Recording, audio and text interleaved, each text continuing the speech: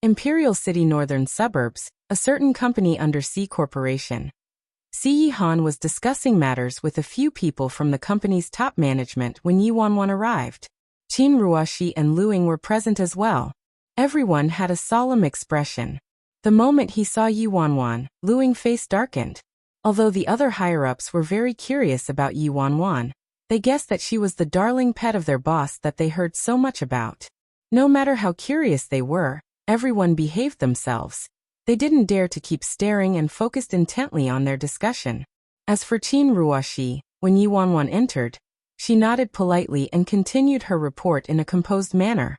Yi Han's desk was piled with all sorts of documents, but the lunchbox sitting at the corner of his coffee table didn't appear touched at all.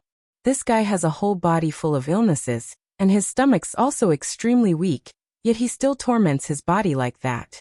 Seeing her sudden arrival, Yi Han motioned for her to find a place to sit and wait for a while. Yi Wanwan didn't move. She pursed her lips and looked at him. "You haven't had your dinner?" Yi Han appeared like he hadn't expected her to come down just to ask this question. "Need to settle an important issue." Yi Wanwan's face turned gloomy. "Which issue of yours isn't important?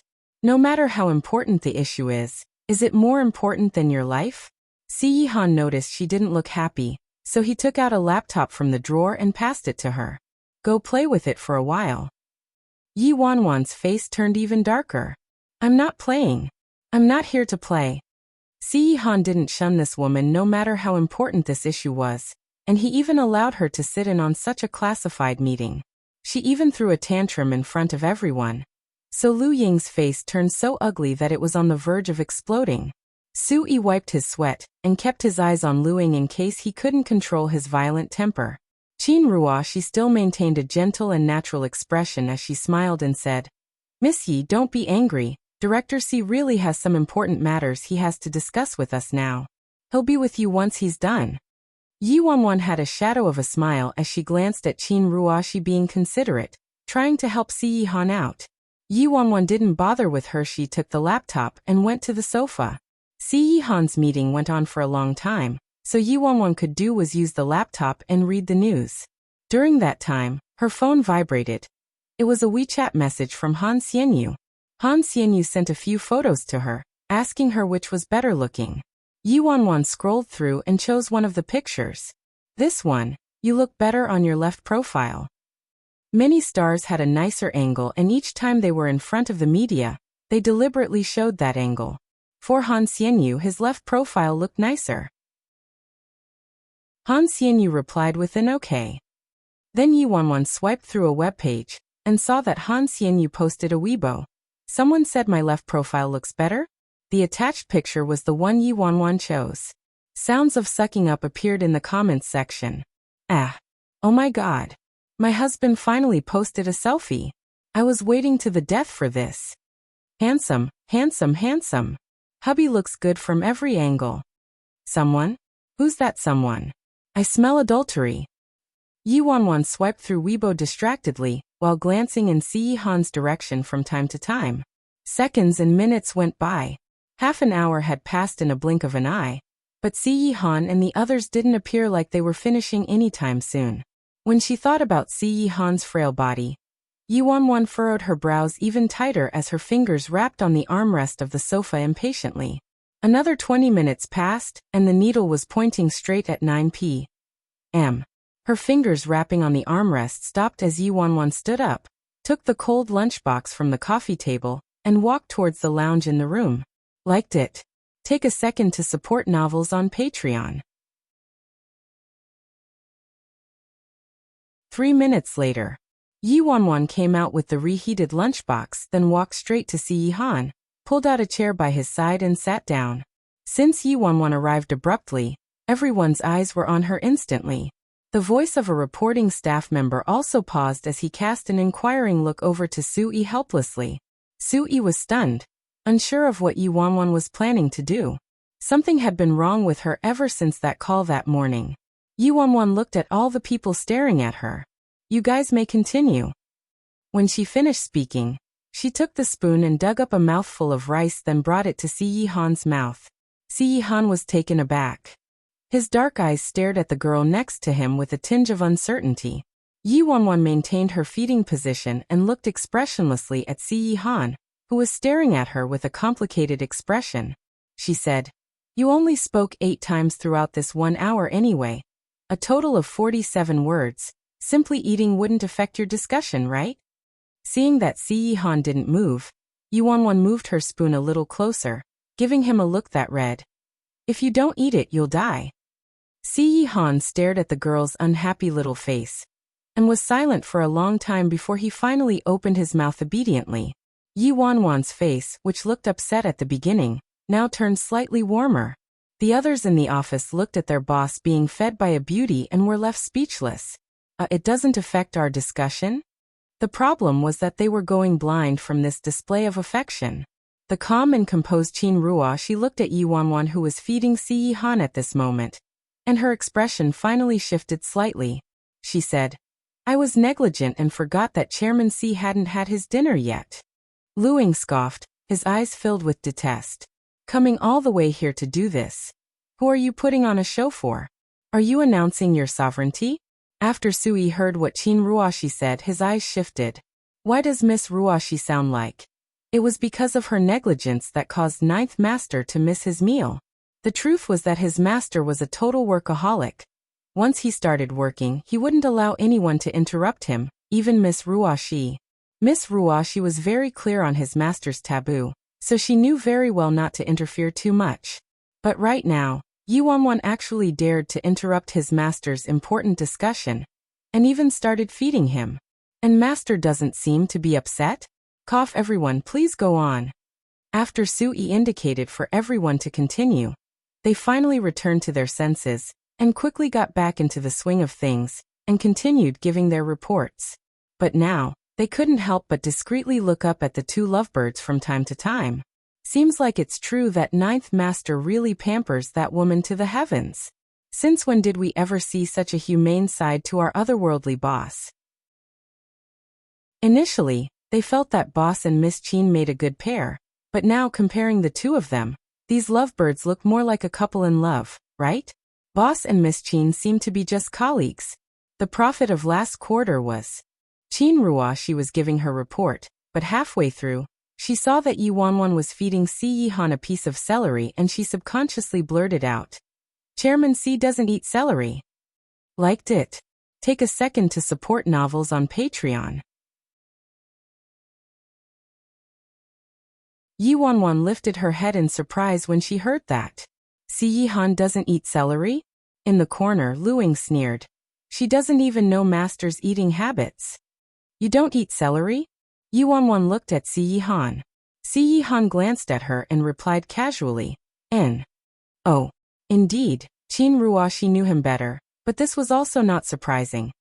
Even if Yi Wanwan added up the duration of both her lives that she'd known Si Han, it was still shorter than the amount of time Qin Ruoshi had known him. Yi Wanwan retracted the chopsticks and prepared to feed him something else. In the end, before she could retract the chopsticks, it was emptied. Si Han swallowed the celery on the chopsticks without a change in expression. Yi Wanwan was taken aback, and she glanced at Si Han strangely. Didn't he say that he doesn't eat it? Lu Ying's smug look stiffened on his face. Sui covered his face silently. He knew this would happen. The point was not the dish but the person feeding it. When he saw that Yi Wanwan didn't move, Si Han tilted his head and gave her an inquiring gaze, which meant, continue feeding. Yi Wanwan blinked and fed him another piece of celery hesitantly. Si Han ate it again without a change in his expression. Everyone could tell that their boss was purposefully backing someone up, and even unscrupulously stripping Qin Ruoshi of face. It was just a minor detail, but he immediately established who he treated as family. Everyone in the room turned to Qin Ruoshi instinctively, but there was no change in her expression either. After all, being able to reach her status today meant she was a force to be reckoned with. After Yi Wanwan was done feeding him, she didn't stay any longer and instantly headed back to the sofa. Another half an hour passed before Si Han was finally done. Have you finished? Yi Wanwan immediately lifted her head. Sui replied. Ninth Master still has to go to the headquarters for another meeting. Yi Wanwan's face turned gloomy instantly. What time is it already? He still has to attend a meeting at this late hour? Sui coughed lightly. This meeting is more important. Important again. Yi Wanwan looked at Si Han and asked, "Can't you reschedule it?" Qin Ruoshi explained. "The meeting this time really is very important. It can't be delayed. I hope Miss Yi understands." Yi Wanwan didn't respond to Qin Ruoshi and kept staring at Si Han. Si Han extended his hand and rubbed Yi Wanwan's head lightly. "Go back first." Hearing that, the fury Yi Wanwan had kept inside rose in an instant. He only knows how to work. Is working more important than his life? Doesn't he know the condition of his own body? Yi Wanwan turned to Sui, suppressing the anger in her chest as she asked, "How far is it from here to the headquarters?" Seeing that the atmosphere between the two of them didn't seem too good, Sui answered carefully, "About an hour or so." Yi Wanwan replied immediately, "Then I'll go as well." When Si Han heard that, he turned to her, confused. Yi Wanwan glared at him, upset. "What are you looking at? Can't I go?" Si Han. "Up to you." They got into the car. Yi Wanwan and Si Han sat in the back seat together. Yi Wanwan was still mad, so she turned her head to the other side and sat on the opposite end of the seat, sulking. Si Han, who was engrossed with his laptop, finally noticed that his girlfriend was angry. He put away the laptop and looked at Yi Wanwan. He probably found her mood today particularly short-tempered, so he asked, "Are you on your period today?" The veins in Yi Wanwan's forehead popped out in an instant. Liked it? Take a second to support novels on Patreon. Yi Wanwan was so mad that he's making my period come even when it's not time yet. Forget it. I won't stoop to his level. This guy probably wasn't even part of the human race. It was already an impressive feat that he knew how irritable girls could get when on their period. Yi Wanwan took a deep breath to calm herself down. She didn't waste any more time and stiffened her face as she pushed Si Han's head down and pressed it against her lap. "There's more than an hour to go, you should sleep." This guy left at 6 in the morning and now, it's 10 p.m., and he hadn't even had a meal in between. He had been working intensely for 16 hours nonstop. No matter how strong his body was, it wouldn't be able to handle this. He really thinks he's not human? Si Han laid on her soft legs and a surprised and suspicious look flashed across his cold face. Yi Wanwan immediately glared at him. "Shut your eyes and sleep." He was probably quite tired, and Yi Wanwan's words seemed to hit a trigger since before an inquisitive look in Si Han's eyes could surface, his mysterious eyes were already blocked by his closed lids. Yi Wanwan was reminded of how little kids who loved hugging their beloved toy or soft toys to sleep couldn't fall asleep if their toys weren't by their side. Maybe to Si Han, she was one of those little teddy bears that kids hug to sleep. Sui, who was driving in the front seat, noticed the scene at the back through his rearview mirror and looked puzzled. From that call in the morning asking about his master's health, to coming down personally to force-feed him. And now she's taking advantage of the hour-long journey to get Master to sleep. What exactly is this Yi Wanwan trying to do? She couldn't really be concerned about Master's health, could she? The car drove steadily. The car was designed with comfort as the main priority, so Si Han slept soundly. Yi Wanwan took out a blanket from the cabinet to cover him, then she turned to Sui and tried to extract some more information from him. "Is Si Han going on any business trips in the next few days?" Sui replied, "Yes, next weekend."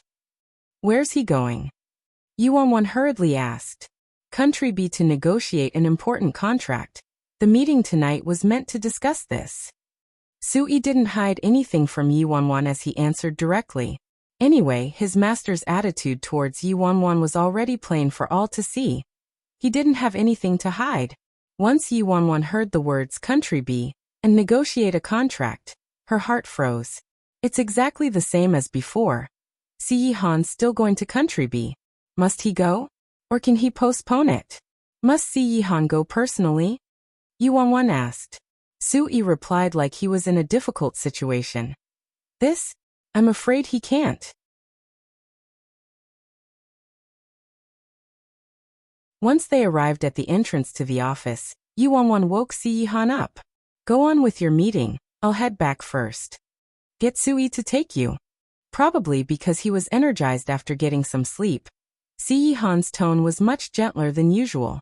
But Yi Wanwan's mood wasn't any better since she stared at a certain workaholic with pent-up frustration in her mind. She turned and left without saying a word. Truly, the emperor's not worried but the eunuch's worried to death. Grandview Park. After she returned, Yi Wanwan started to wonder how she could stop Si Han from sending himself to death. However, she couldn't come up with any good ideas even after pondering for half a day. She wasn't Qin Ruoshi. What she said didn't hold much weight. Never mind, things would work out in the end. She'd just make him happy these next few days, and if it didn't work, there was still the beauty trap. Yi Wanwan sighed and changed into her men's clothes, then sent a text to Luo Qin. Come to my place in 5 minutes. She wanted to just settle this issue first. She wasn't sure what absurd thoughts this kid would think if she dragged this on. Yi Wanwan waited while staring at the time on her phone. Probably because she sounded quite harsh in the text, Luo Qin didn't dare to flake on her again, and her doorbell rang in 5 minutes sharp. Yi Wanwan. Please come in. She didn't close the door. A pair of footsteps were heard. Luo Qin slowly pushed the door open and walked in. Luo Qin looked like he just showered. His hair was still slightly damp and his clothes were put on in such a rush that one side of his shoelaces was tied untidily, making her heart soften at the sight of him. What's worth mentioning was, on this hot summer day, Luo Qin was enveloped tightly in a thick coat. Yi Wanwan ran her eyes over his outfit, and the corners of her mouth twitched. What was this kid thinking when I called him over? Sit. Yi Wanwan glanced at the sofa next to her and gestured to it. Luo Qin paused and strode towards her after a long time, but he didn't sit next to her and instead sat at the other end of the sofa. Yi Wanwan was dressed casually in slippers. Her posture was languid, and when she saw that, she furrowed her brows, dissatisfied. Why were you sitting so far away? Luo Qin pursed his lips and moved a little closer to her. It was really just a little, probably only the distance of a palm. Yi Wanwan was already in a bad mood today, and at this moment, her patience reached its limit, so she simply stood up and walked towards Luo Qin. The moment Yi Wanwan stood up, Luo Qin's entire body stiffened like a bow as he clenched his fists tightly. When she was almost right in front of him, Luo Qin couldn't sit around any longer, and he bolted up like a spring. However, before he could escape, Yi Wanwan pressed down hard on his shoulders and pushed him back down. Yi Wanwan remained in this position, pressing him down. Her eyes narrowed as she looked at him condescendingly with a cold glare. Why are you running? Luo Qin didn't know where to look and looked like he was ready to dash out the door in the next second. But at the same time he restrained himself for some reason. Yi Wanwan stared at him and mouthed each word carefully. Listen carefully to what I have to say next. Firstly, I'm not gay. Secondly, no matter what my sexual orientation is, I'm not interested in having relationships with the artists under me. Thirdly, unless I'm drunk, stay away from me, and at any other time, refer to the second statement. Liked it? Take a second to support novels on Patreon.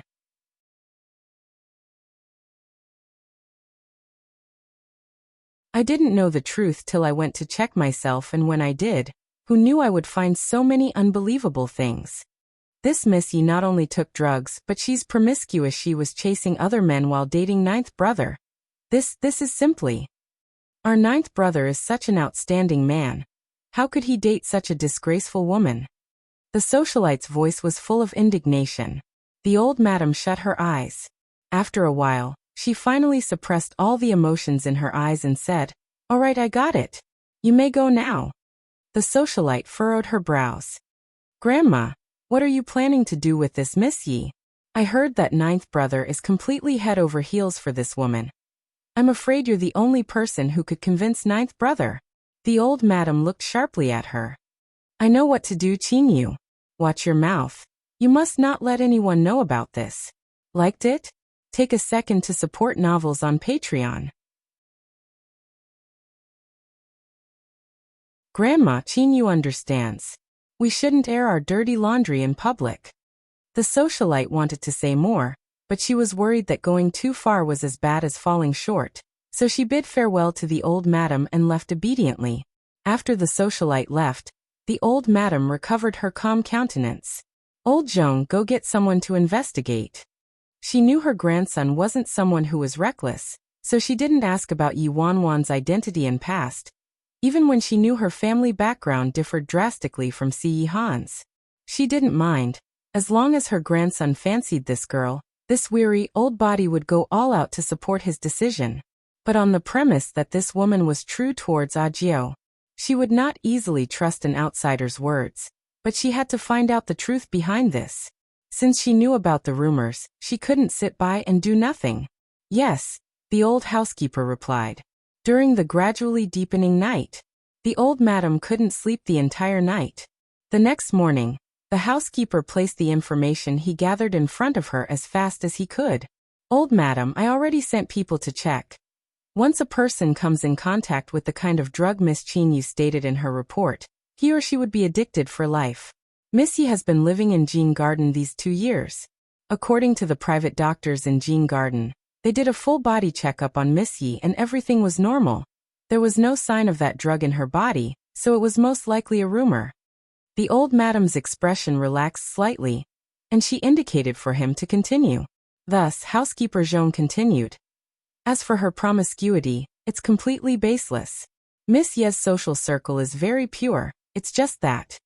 Just that what? Just that it was true that Miss Yi had a fiancé before she met Ninth Master, but we can't exactly say that Miss Yi betrayed Ninth Master since she didn't choose to be with Ninth Master willingly. The old madam was clearly surprised by this result. After all, there wasn't a woman who didn't like her grandson. Then why did she and Ajiao look so loving before? People have emotions after all. Maybe they developed feelings for one another after being together for some time. Housekeeper Zhong considered his words carefully before answering. The old madam took a deep breath. The space between her brows was filled with weariness. I don't have any expectations of her and I don't care how they met. Since they're together now, I only wish for her to be true towards Ajiao. Housekeeper Zhong consoled her. Ever since Ninth Young Master fell in love, he did change for the better, and Miss Yi doesn't seem like a treacherous sort of person.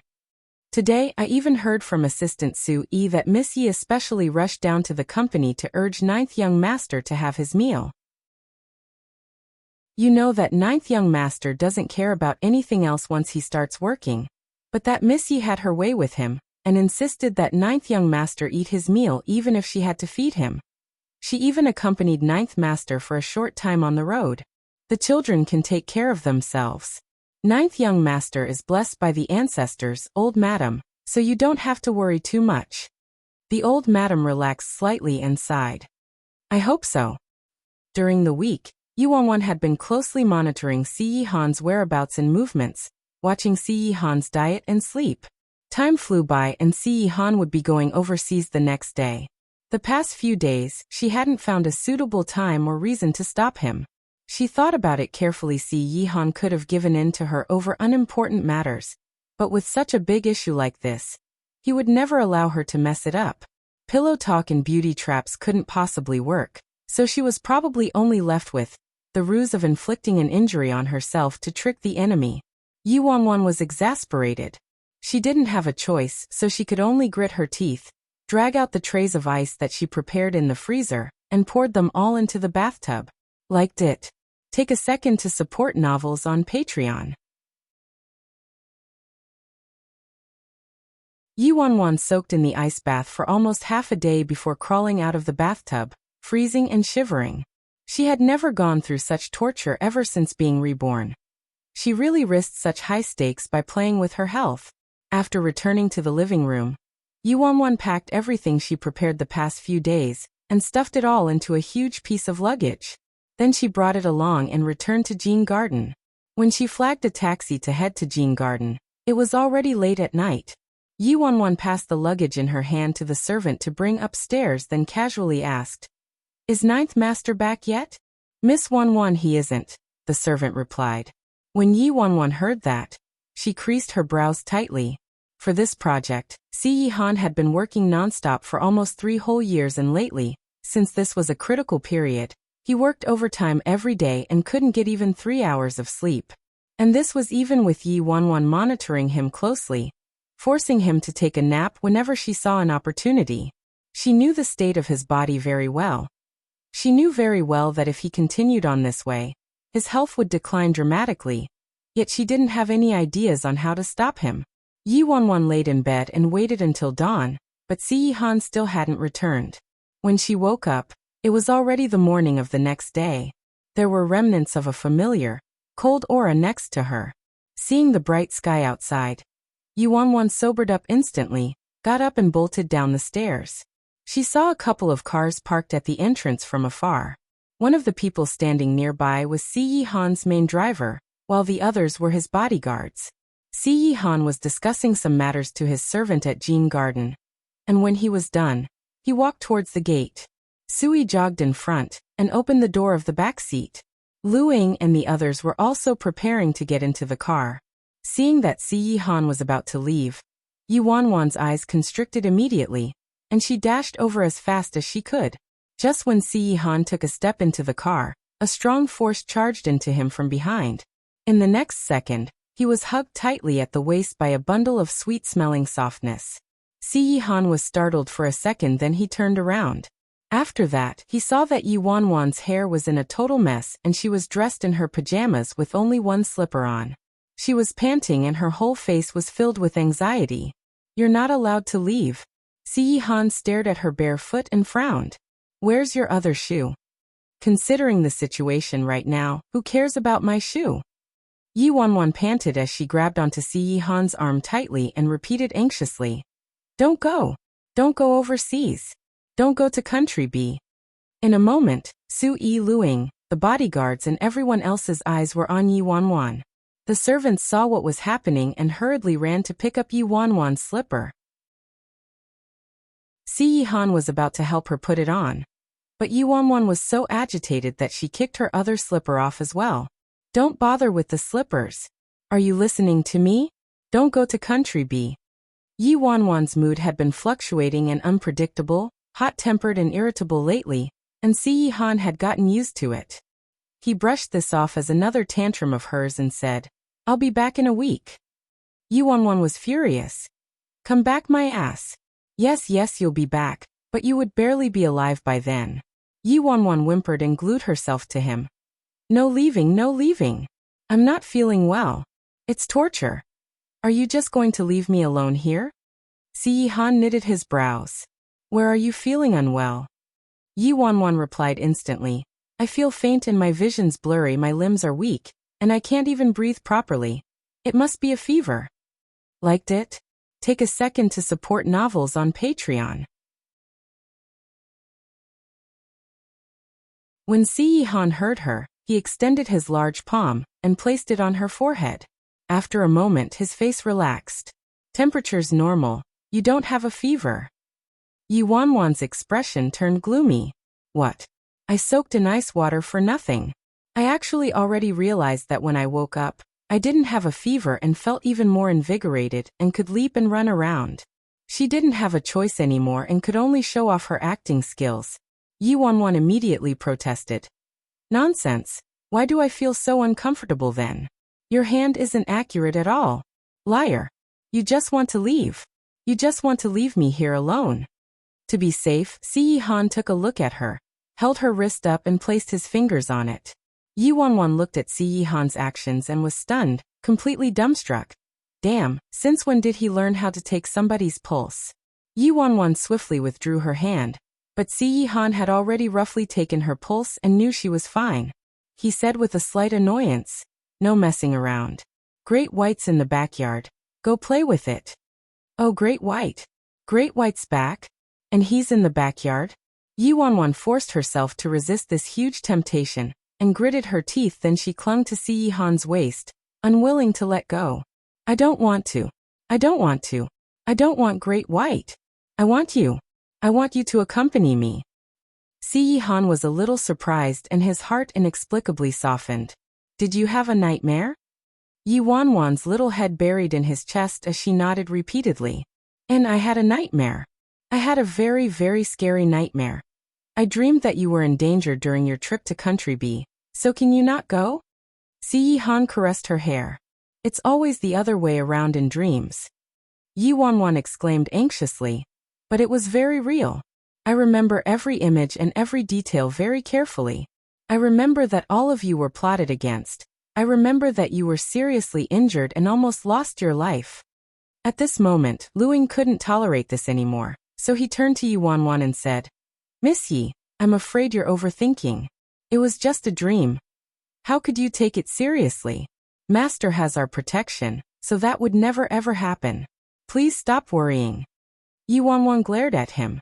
I know you guys are strong, but can you guarantee that there's no one out there stronger than all of you? How can you guarantee that there won't be any sudden attacks? Luing perceived her words as trying to twist words and force logic on him. His eyes overflowed with hatred. He turned to Si Han and reminded him respectfully, Master, we don't have much time left. Yuanwan panicked, so she stared at Si Han and said, If you dare to leave, I'll go to the cellar immediately and drink all the alcohol. I'll hit on all the guys and girls in Imperial City once. When you're back, you'll have a whole prairie of Siberia in your house. Si Han. Yuanwan tiptoed and kissed his chin, then pulled him towards the house. Don't leave, stay with me. After speaking, she got closer to his ear and whispered in a volume only Si Han could hear. Don't go, all right, let's go back into the house, we'll do some happy things. Si Han's deep eyes immediately turned gloomy. He pinched his brows and stared at a certain little girl ruffling feathers and courting death. We'll delay leaving for half an hour. Finally, Si Han relented. With that said, he carried the barefoot Yuanwan and walked towards the house. Yuanwan whined, unsatisfied. Huh? Only half an hour? Isn't that a little too short? Si Han. Shut up. Liked it? Take a second to support novels on Patreon.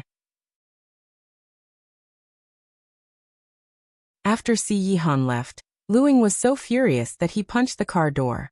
Sick my ass. Rosy complexion and loud voice. How is she even sick? Harassing Master in front of so many people. She's completely shameless. A bodyguard by the side lamented. This is my first time seeing boss girlfriend, and she's a knockout. No wonder she could make someone like our boss reluctant to leave. Luing shot a look at the person who spoke and scoffed. Femme fatale. She only knows how to throw a tantrum from day to night, harassing Master nonstop. She doesn't know the seriousness of the situation even at this point. Master will be driven to death by her someday. The others started to sigh too. With such an important matter, she's definitely a little inconsiderate. Could she bear responsibility for holding up negotiations? Ridiculous. Heard this woman is a daughter of a small and humble family, so obviously she wouldn't be as considerate as Miss Ruoshi. Don't compare that kind of woman to Miss Ruoshi. I don't know what boss is thinking. This kind of woman really isn't qualified to be the head of C family's household at all, right? In the bedroom upstairs. After she was given a warning, Yuanwan was still relentlessly whining softly in Si Han's embrace without any fear of death. I didn't say anything wrong. It really is too short. Actually, I think 7 days might be enough. Si Han placed the girl on the sofa, loosened the tie around his collar and stared at her, looking like he wanted to devour her. Yuanwan swallowed. She finally shut up and stopped making trouble. Si Han stared at her. Tell me, what are you trying to do? Yuanwan exploded in anger. What are you talking about?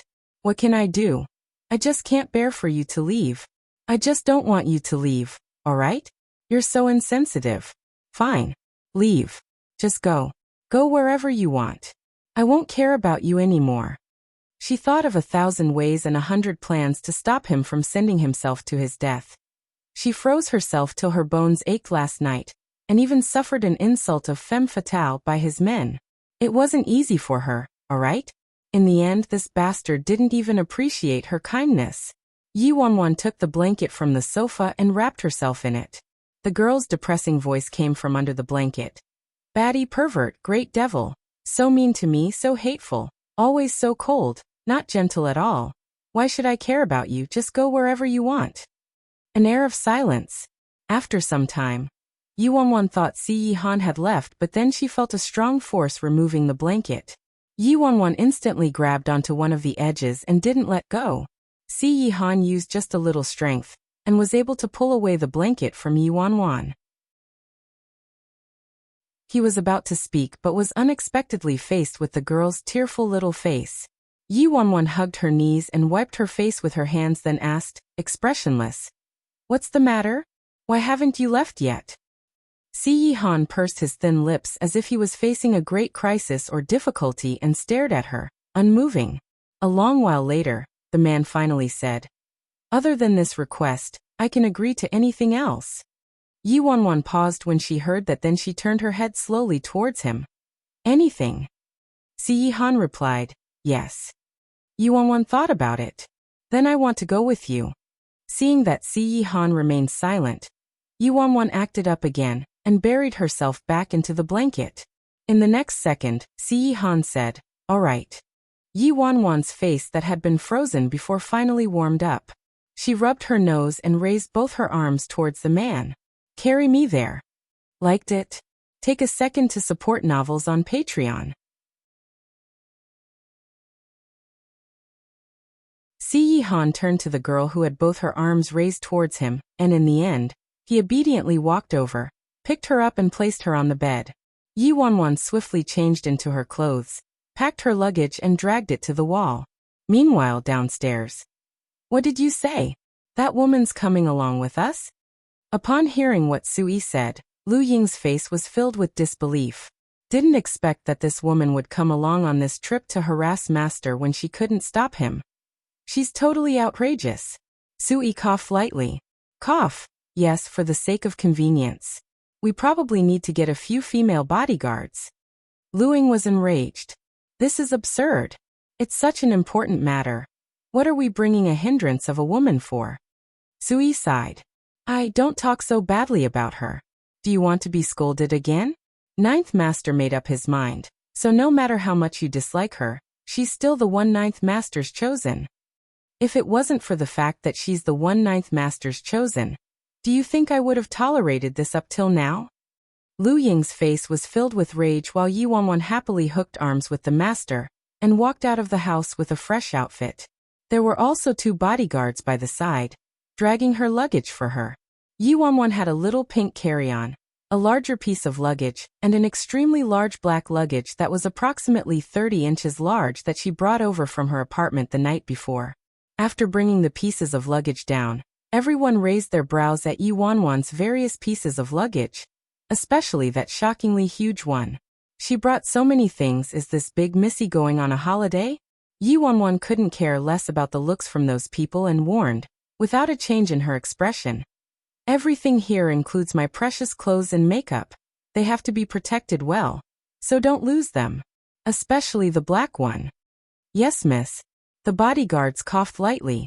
Lu Ying jogged up to them and turned to Si Han anxiously. Master, the journey is long and the road conditions are bad. If we bring Miss Yi along, I'm afraid there'll be many delays. What he really meant was that Yi Wanwan would obstruct them.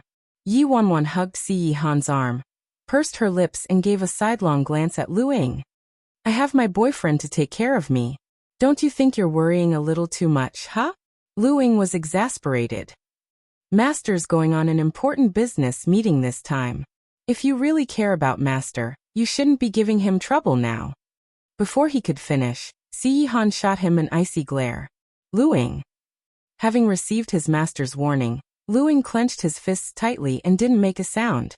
Seeing that Si Han was standing by her side, Yi Wanwan raised her head. She thought Lu Ying hadn't been triggered enough, so she kissed Si Han on both cheeks. As long as Lu Ying was angry, she'd be happy. As expected, once Lu Ying saw her shameless act, he immediately became even angrier. Yi Wanwan smiled wryly, curled her lips and glanced at Lu Ying before saying faintly, I think you should just be worried about yourself. I have nothing to do, so I'll read your fortune. You'll meet a bloody calamity on your first day in Country B. TSK, you'd better be careful. In her previous life, this incident involving Si Han getting robbed was a huge deal. After Si Han and the others returned, Yi Wanwan learned about everything that happened, including all the details from their conversations. From her memory, she recalled that Lu Ying got into a fight with someone on the first day they arrived in Country B for some reason. He even ended up breaking his head. Lu Ying perceived this as Yi Wanwan cursing him. He got so mad that his lungs nearly exploded. Liked it? Take a second to support novels on Patreon. See family's old residence. Clad in the latest Chanel outfit, the socialite sat on the sofa, brewing tea for the old madam thoughtfully. She said obediently, "Grandma, ninth brother won't be home for some time. Chinyu's worried that you'll be lonely, so I came down especially to keep you company." The old madam held a string of beads in her hands as she nodded without changing her expression. You're very thoughtful, but I don't need you to stay with me. Just take care of yourself." The socialite immediately agreed with her. Grandma's right. Actually, spending time with Grandma isn't something I'm qualified to do, but... The socialite paused purposefully, took a look at the old madam, then continued. "I heard that the woman with ninth brother went on a trip together with him. Since ninth brother isn't around, Ruashi Jiejia has to deal with all the work at the company by herself. She's up to her ears in work, so I especially made this trip to see you. I hope Grandma doesn't mind." When the old madam heard that, the hand that was rotating the beads stopped. "Did you say that Wanwan followed little ninth to Country B?" "That's right, didn't you know already, Grandma? Gosh, I have such a big mouth." The socialite looked like she just realized she revealed too much. "Why did Wanwan follow little ninth?" the old madam asked. Seeing that the old madam was probing, the socialite replied, looking like she was put in a difficult position. "Probably because Miss Yi and ninth brother have a great relationship and she couldn't bear to leave him. I heard she made a scene for a very long time, and said she wasn't feeling well. After that, she said she had a nightmare and dreamed that ninth brother would be in danger during this trip, and wouldn't let him go no matter what. Ninth brother didn't have a choice, so he brought her along." When the old madam heard that, her calm face turned unnoticeably gloomy, especially when she heard ninth brother would be in danger during this trip. The elderly usually found these sayings a taboo. Even if they were said casually, they still made her somewhat uncomfortable. How could she say something like that just to force little ninth to stay and keep her company? The old madam shut her eyes and sighed deeply in her heart. After all, she's still young and isn't very mature. Everyone knew little ninth was in a very respectable and honorable position, yet they didn't know how much hardship he had to endure in order to reach that position. Even till today, everything seemed peaceful on the surface. How much danger was hidden outside, and within the C family? How many people were watching him? Those people would pounce and bite him the moment he made the slightest mistake. If he didn't want to be put to death, he couldn't ever lower his guard at any time. Her grandson had grown up in this environment ever since he was a kid. He never had a chance to indulge in the happiness of children his age. Regardless of that girl's past, her qualifications, or her family background, as long as she could make little ninth happy, the old madam would tolerate everything she did. But right now, she couldn't help but worry about her grandson's future. If little ninth insisted on letting a woman like this become the head of the household, his future would be very difficult. If she was already like this, how long could she remain by little ninth's side? If her family background and qualifications were bad, being smart and virtuous could make up for it. But the madam was afraid that the potential daughter-in-law whom she was most satisfied with was still Ruashi. She would be at ease in her grave if little ninth had her by his side. Too bad little ninth didn't have any interest in Ruashi. Maybe she should have a good talk with little ninth when he returned. Liked it? Take a second to support novels on Patreon. Country B. The private jet landed smoothly on the tarmac. The group of people would head to a hotel for a little rest tonight. Country B was currently politically unstable, so Si Han and the others couldn't simply fly to their precise destination, and had to drive. The entire journey would take about 3 days. They would be on the road for 3 days, and the road conditions to the towns couldn't be guaranteed. Each member of the group was trained and naturally could handle small issues like this, but since they brought Yi Wanwan along, a delicate, pretty and troublesome woman, it was hard for everyone not to feel dissatisfaction in their hearts. This negotiation was extremely important. After all, there couldn't be any mistakes. Once they reached the hotel, Si Han went into work mode. Yi Wanwan leaned against the corner of his desk with her chin propped up in her palm. Work. Work. You only know how to work. Is that stupid laptop better looking than me? Si Han didn't stop typing. He gave a sidelong glance at her, then tilted his head slightly and planted a kiss on her cheek to soothe her. Yi Wanwan's face darkened. That was done so perfunctorily. Is he trying to make a kitten or puppy leave? Yi Wanwan stared at him sternly. I want a deep kiss, the kind that's 3 minutes long. Si Han finally stopped what he was doing. It was like he was trying to conceal a fire in the middle of a cold lake as he stared at the girl next to him and said, Wait till I'm done. Yi Wanwan. Wait my ass. Yi Wanwan was simply breaking down. In order to force him to rest a while, she already went all out, but this guy's reply nearly caused her to vomit blood. Why exactly is this guy working so hard? She always thought Si Han acted like something was chasing after him. But what could possibly threaten the great devil? She could no longer live like this. Yi Wanwan thought that if she stayed any longer, she would die from anger, so she stormed out of the room in a huff. Why is she angry?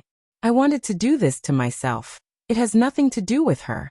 As she walked to the lobby, Yi Wanwan saw Lu Ying and a group of others. When he saw Yi Wanwan roaming around in the lobby, Lu Ying's face turned completely gloomy. Miss Yi, country B isn't safe at night. You should remain in the house and not roam around. Otherwise, if something happens to you, we would have to divert our attention to save you. Yi Wanwan was still feeling depressed, so when she heard that, she scoffed instantly. Captain Lu Ying, I'd say the same thing back to you. I told you before. You'll encounter a bloody disaster tonight.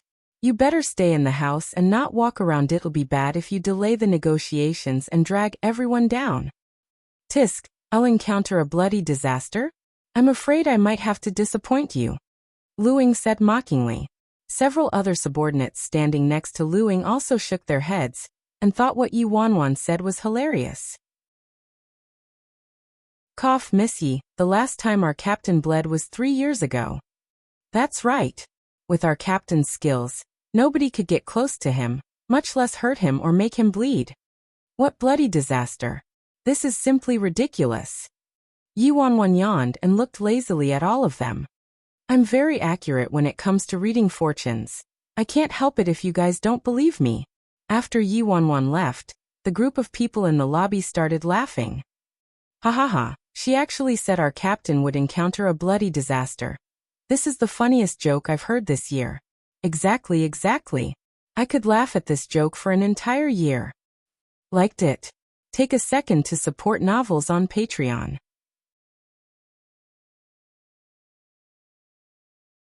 Yi Wanwan roamed around and found that there was a beach nearby, so she walked over to take a leisurely stroll to ease her mind. There was a large rock by the sand, so Yi Wanwan hugged her knees and sat on top of it, watching the tumbling waves before her. Suddenly, there was a moment of bewilderment. After she was reborn, she planned to keep pacifying Si Han, then think of a way to redeem her freedom and lead a life that belonged to her. But right now, without realizing it, her life was more and more intertwined with that person. She was unable to discern and fully comprehend what would happen to her in the future. Yi Wanwan hugged her knees while sitting there and fell asleep unknowingly. Not far off, the phone of the female bodyguard who was hiding in the dark watching over Yi Wanwan suddenly rang, and she immediately reported her whereabouts dutifully. Very soon, a tall figure walked towards the reef, bent down and picked the girl up.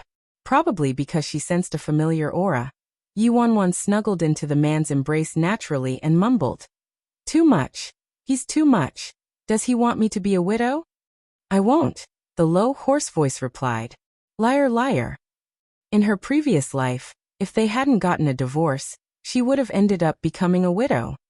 The next morning, Yi Wanwan realized that she was in the hotel bed when she woke up. Si Han wasn't by her side. He probably went off for a meeting with that group of higher-ups. Yi Wanwan rubbed her temples, changed her clothes and went down to the restaurant for a meal. Enemies are bound to meet. She had just taken a step inside when she saw Lu Ying and his team of bodyguards eating. After the group of tall and bulky bodyguards noticed Yi Wanwan at the entrance, they stopped eating instantly. Each of their eyes turned to Yi Wanwan.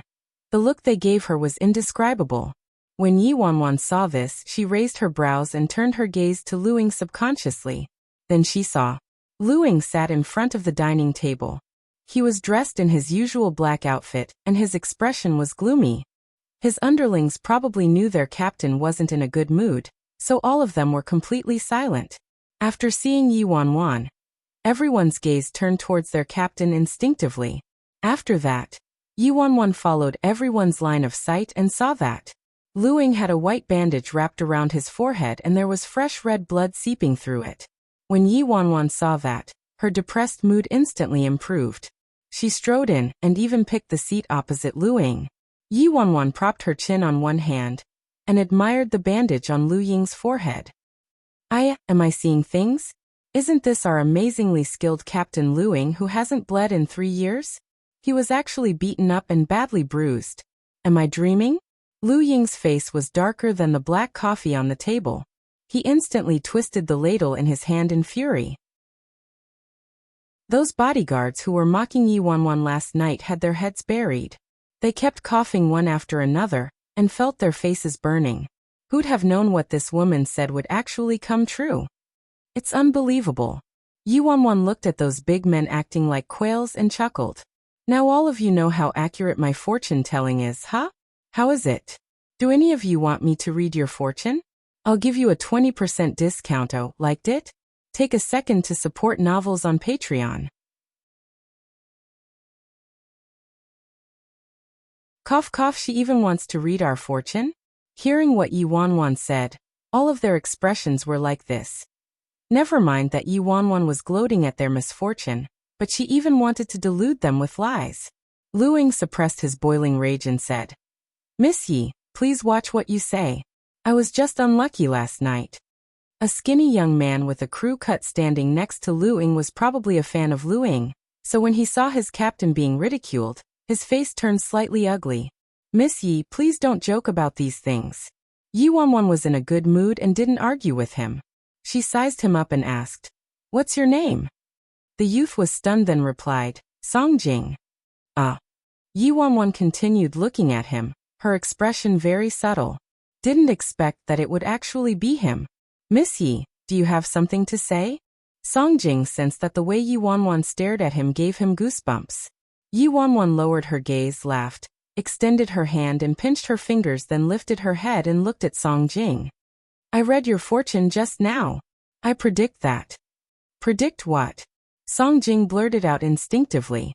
Although the crowd watching the commotion felt that it was beneath their dignity, they still turned to Yi Wanwan out of curiosity, wondering what nonsense she had to say. Yi Wanwan said faintly, I predict that you'll encounter a calamity in the near future.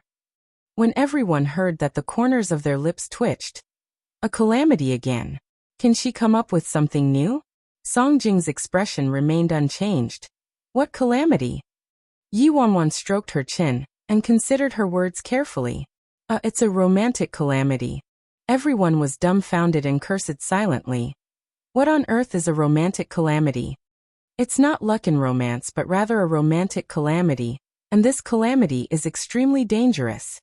Yi Wanwan acted like it was a very serious matter. Thanks to her super powerful memory, even if it was merely a few words from her previous life, she took note and remembered them clearly. She remembered that a long time after the incident happened, while a couple bodyguards were chatting, they mentioned that there was someone by the name of Songjing whom a foreign brawny man fancied while they were in Country B, and he nearly couldn't protect his chrysanthemum flower. The story was quite explosive. As of now, Lu Ying's incident actually did happen according to her predictions, so the safety of Songjing's chrysanthemum flower was quite worrying. Yi Wanwan cupped her chin and said in a bewitching tone, I have a way to break the curse.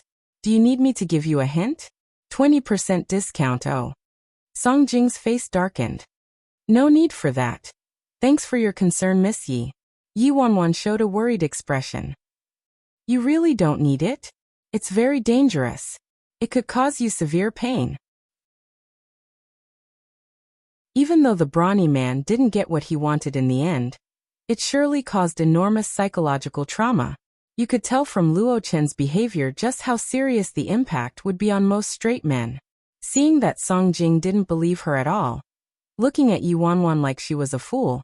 She could only sigh regretfully and stop pursuing the matter. She left right after eating. When they saw the retreating figure of Yi Wanwan, Song Jing scoffed in disbelief. Is there something wrong with this woman's brain? She's really a little weird and confusing. The person next to him shook his head and laughed. But Captain, she was right about that incident. Someone piped up. That's just her dogshit luck. Is there something wrong with your brain too? And romantic calamity? That's extremely dangerous? Who knows what the hell she's talking about? Liked it? Take a second to support novels on Patreon. After breakfast, everyone was prepared and ready to set out on their journey. 2 days had gone by in the blink of an eye. Everything was relatively peaceful and nothing peculiar happened. There were 2 groups of people who came along this time, one in hiding while the other was led by Lu Ying at the front lines. Actually, the preparation this time was already sufficient. Furthermore, considering Si Yihan's great power, who would dare mess with the tiger's head? So Si Yihan's trip this time was just viewed as an ordinary business trip. Nobody thought anything would happen. Except for Yu Wanwan. The closer they got to their destination, the harder it was for her to breathe. Surrounded by his guards, nothing should go wrong, but who knew that a certain gang of people would appear? In the car, Yu Wanwan looked at the slightly pale-faced man next to her and said, "Darling, are you sure you don't want to have more men around? I feel very uneasy in my heart. I keep feeling that something bad's going to happen. Believe me, my gut feelings are very accurate." Yu Wanwan had been saying the same thing over and over these 2 days. Although she knew that the staff on duty today were top-notch, she still couldn't be at ease. After hearing the same thing so many times, Si Yihan wasn't annoyed at all.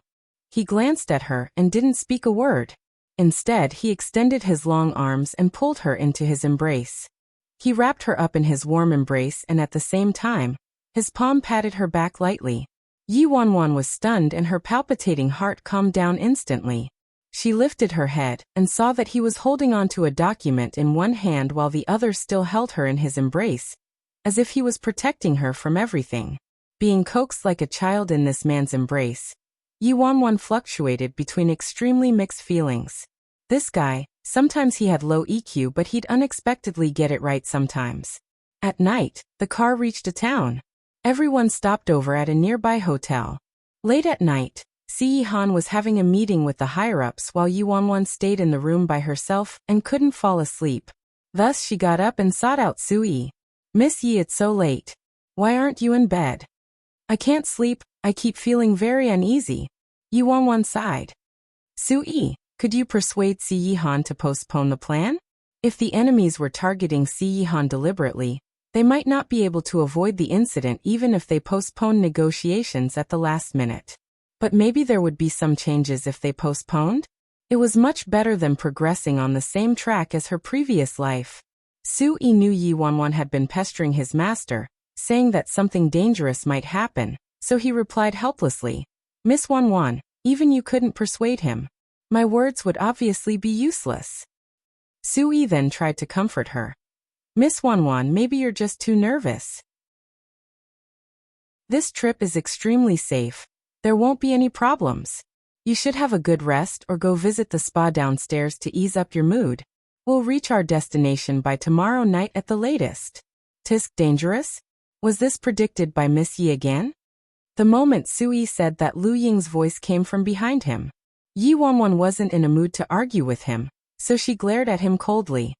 "So what if I did?" Lu Ying's face turned slightly uglier. "Miss Yi, I'm showing you respect only because you're one of the master's people, but if you have intentions of doing anything that would ruin or jeopardize the master's plans, don't blame me for not giving you a warning first. You've been spouting nonsense these past few days, trying to cause a ruckus among us. It's already affected everyone negatively, so please be cautious with your words and actions." Liked it? Take a second to support novels on Patreon.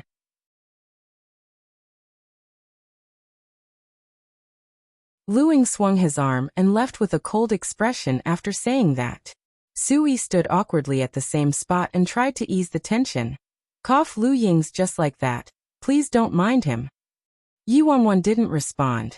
After all, She was already prepared for this and expected that nobody would believe her. She also knew how others would view her once she gave warning about what was to come. Late at night at the bar on the top floor of the hotel. After being on the road for 2 days, the bodyguards were relaxing a little at the bar. A group of people was drinking and chatting there. Have you guys heard? That woman's like a maniac these past few days. She's been telling boss that there will be a robbery and danger ahead, urging boss to stop moving forward. She really thinks she's a grandmaster in fortune-telling, huh? Nonsense.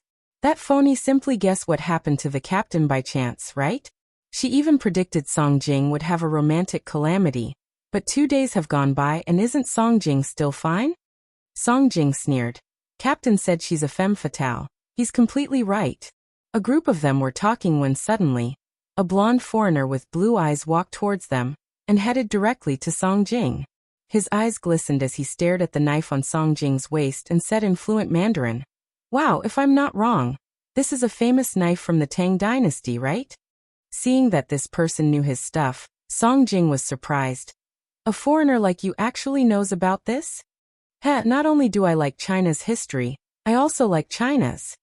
Like China's what? Nothing, the man chuckled then said. I have many weapons from China at home. Do you want to follow me back and take a look? My place is nearby. Really? Sure. The next morning, Yi Wanwan hadn't slept almost the whole night, as she floated downstairs like a wandering spirit to have her breakfast. At the same time in the hotel's restaurant, a group of large men surrounded a skinny young man with a crew cut, patting his shoulder and coaxing him one after another. Don't be so gloomy, luckily we rushed over in time. That rapist didn't get what he wanted, right? Who'd have known that foreigner's gay? And even had a special liking towards Chinese men. He lured Song Jing into his house by bluffing about knives. The worst part was that he even used that kind of despicable drug. It was so close. If we got there a second later, we wouldn't have been able to save Song Jing's chrysanthemum flower. That foreigner already had his pants off. That plaything was so terrifying. If he really put that thing in. The veins on Song Jing's forehead protruded, and his face turned darker as he listened. He howled in a fiery rage. Shut up, all of you. I'll punch out the teeth of whoever brings up what happened last night. Yes, yes, yes. Let's not talk about it anymore. Everyone hurriedly laughed it off. The moment Yi Wanwan stepped into the restaurant, she heard the detailed version of what happened, and it was indeed hard to explain with a few words. Yi Wanwan sat at the table not far off from Song Jing's table, then called the waiter over. Waiter, please get me a pot of chrysanthemum tea. Hearing Yi Wanwan's voice, Song Jing, who had calmed down a bit, instantly tightened his own chrysanthemum flower as he turned his head stiffly towards Yi Wanwan. All the other bodyguards' actions were synchronized as they turned towards Yi Wanwan with even more astonishment compared to last time.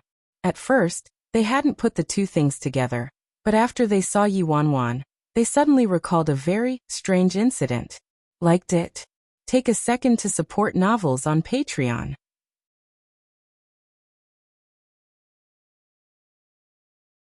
A few of the bodyguards huddled together and whispered, Mother, I suddenly remembered that Miss Yi read Song Jing's fortune before.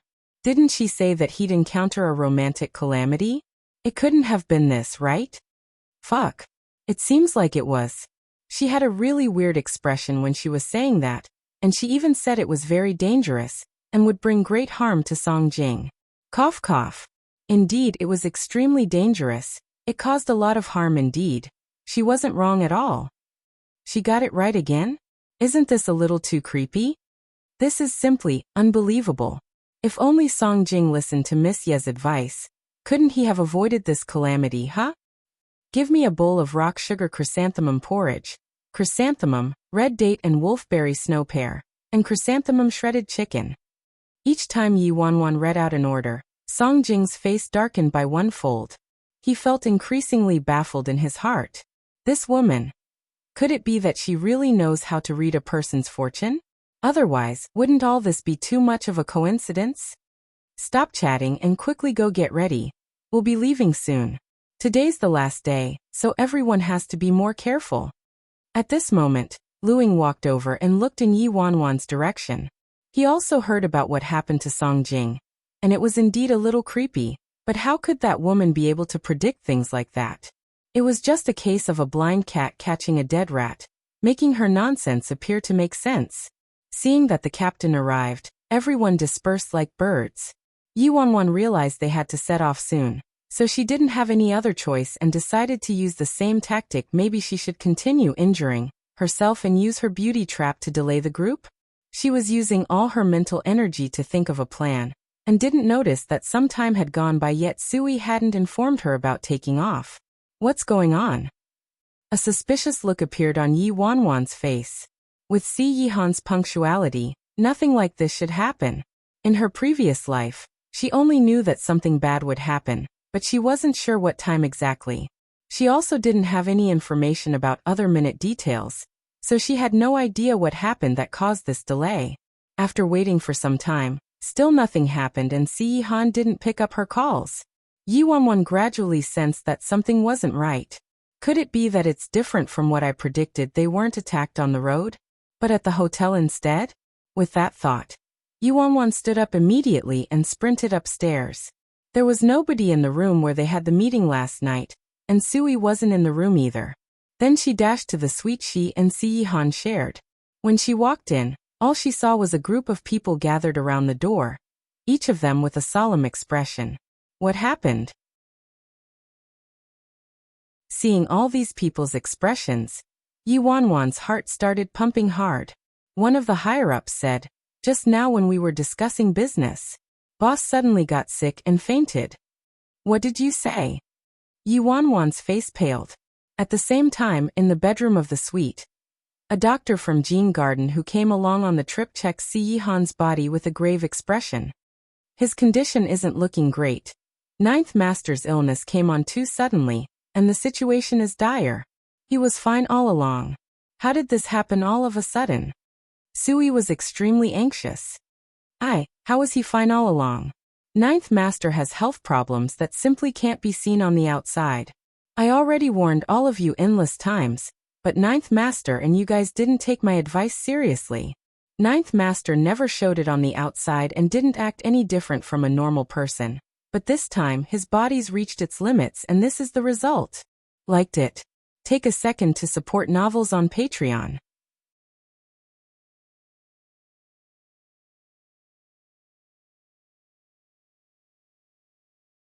Yi Wanwan finally knew why Si Yihan and the others suffered so much loss in her previous life.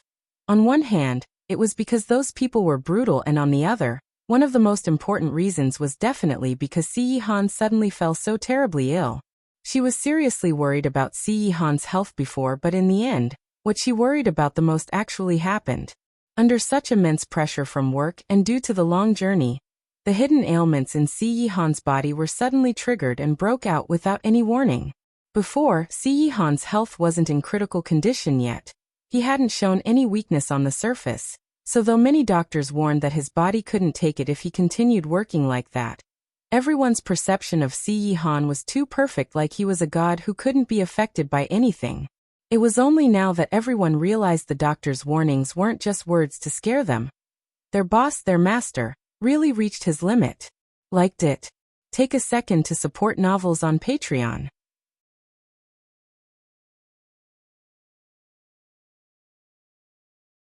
In a split second, everyone was rooted to the ground in a daze, like oars that lost their direction. Mr. C must undergo a thorough body checkup and medical treatment as soon as possible.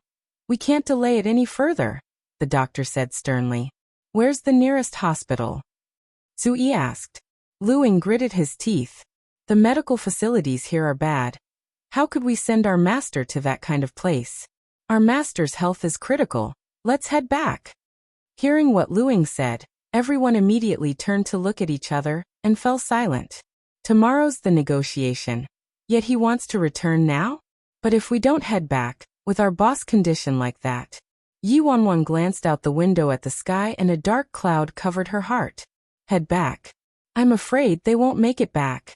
Just as everyone was intensely discussing a resolution, suddenly, one of the subordinates rushed in anxiously. Captain.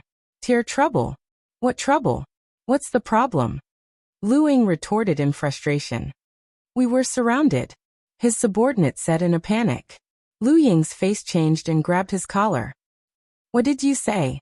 What do you mean we're surrounded? I just sent some men to patrol the hotel's premises a minute ago. Even if we're surrounded, why wasn't there any warning? His subordinate swallowed and trembled as he spoke. We're surrounded by the entire town. The outskirts of this town were already completely blocked by a strong power. These people are very ferocious and are obviously coming for us. When Lu Ying heard that, his face turned livid.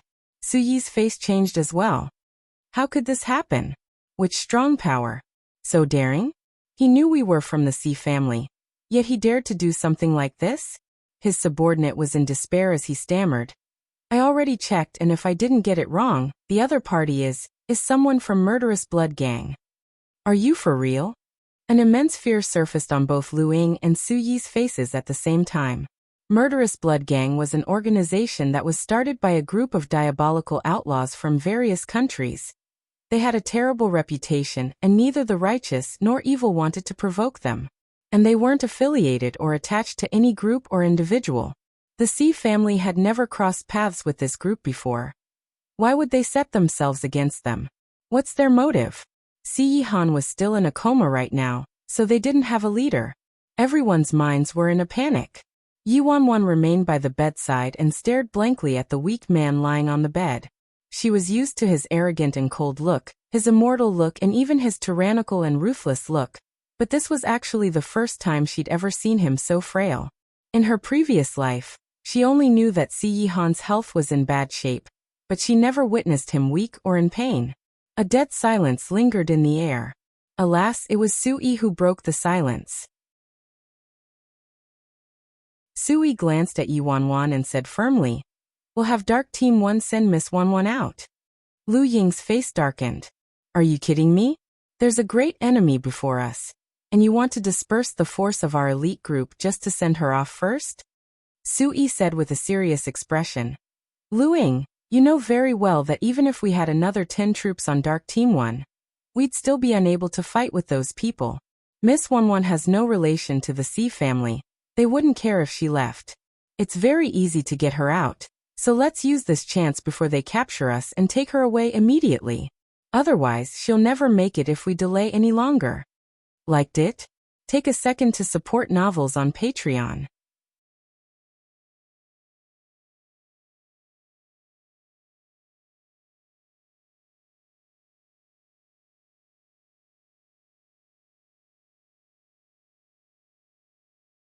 After sending Yi Wanwan away, the remaining people swiftly reorganized themselves and brought Xi Han away at the same time. Lu Ying's face was deathly still. What's the point of leaving the hotel? The entire town is in their hands now. Wherever we go, we'll still be turtles trapped in a jar. We can't get out and help can't get in. Even if there was help, it would be too late. Distant water can't put out a close fire. The entire town looked very calm on the surface, but the truth was that it was a huge death trap closing in on them gradually, until all of them were murdered in their spots. And it had to be at a time when their master was critically ill. Their final pillar of support collapsed. Xi Han's condition wasn't looking good. He had a fever again on the road. In all the missions he carried out before, Lu Ying had never felt so despondent before. In the car, Lu Ying's face was akin to a block of ice as he calmly checked and wiped his weapon repeatedly with a flickering cold light in his eyes. He was prepared for the worst. The others were the same as well. The entire convoy was shrouded in gloom. Sui looked at Xi Han, who was in the back seat. He was extremely anxious as he asked in a low voice, Lu Ying, any response from Country B? Lu Ying, no. Asking for help from Country B was like a sinking rock in the big sea. Lu Ying looked at the tumbling dark clouds and said with a solemn expression, this was a completely planned, premeditated and deliberate robbery and murder. Sui clenched his fists tightly. Who exactly are these people? Not only did they have such extensive power, but they could even recruit the Murderous Blood Gang. Lu Ying gave a chuckle. Who cares? You think there aren't any people out there who want Master dead? This question was no longer important at this time. If it wasn't the Murderous Blood Gang, they might have a shred of hope to live. But of all people, it had to be the Murderous Blood Gang. Everyone knew that once the Murderous Blood Gang was recruited, They'd never leave anyone alive. Initially, they thought the other party's target was their equipment, but now, they obviously wanted their lives. Sui didn't know what to say, so he didn't say a word even after some time. After a long while, he finally asked in a lethargic manner, "How's the situation with Miss Wanwan?" Sui scoffed and glanced at the video communicator. She should have fled far, far away by now. The other party's target was Siyi Han. Even if they noticed one or two little fish or prawns had fled, they wouldn't waste effort on chasing after them. When Sui heard that, he became silent once again. The town's bustling road flew past the car windows swiftly, and the travelers got closer and closer to the border.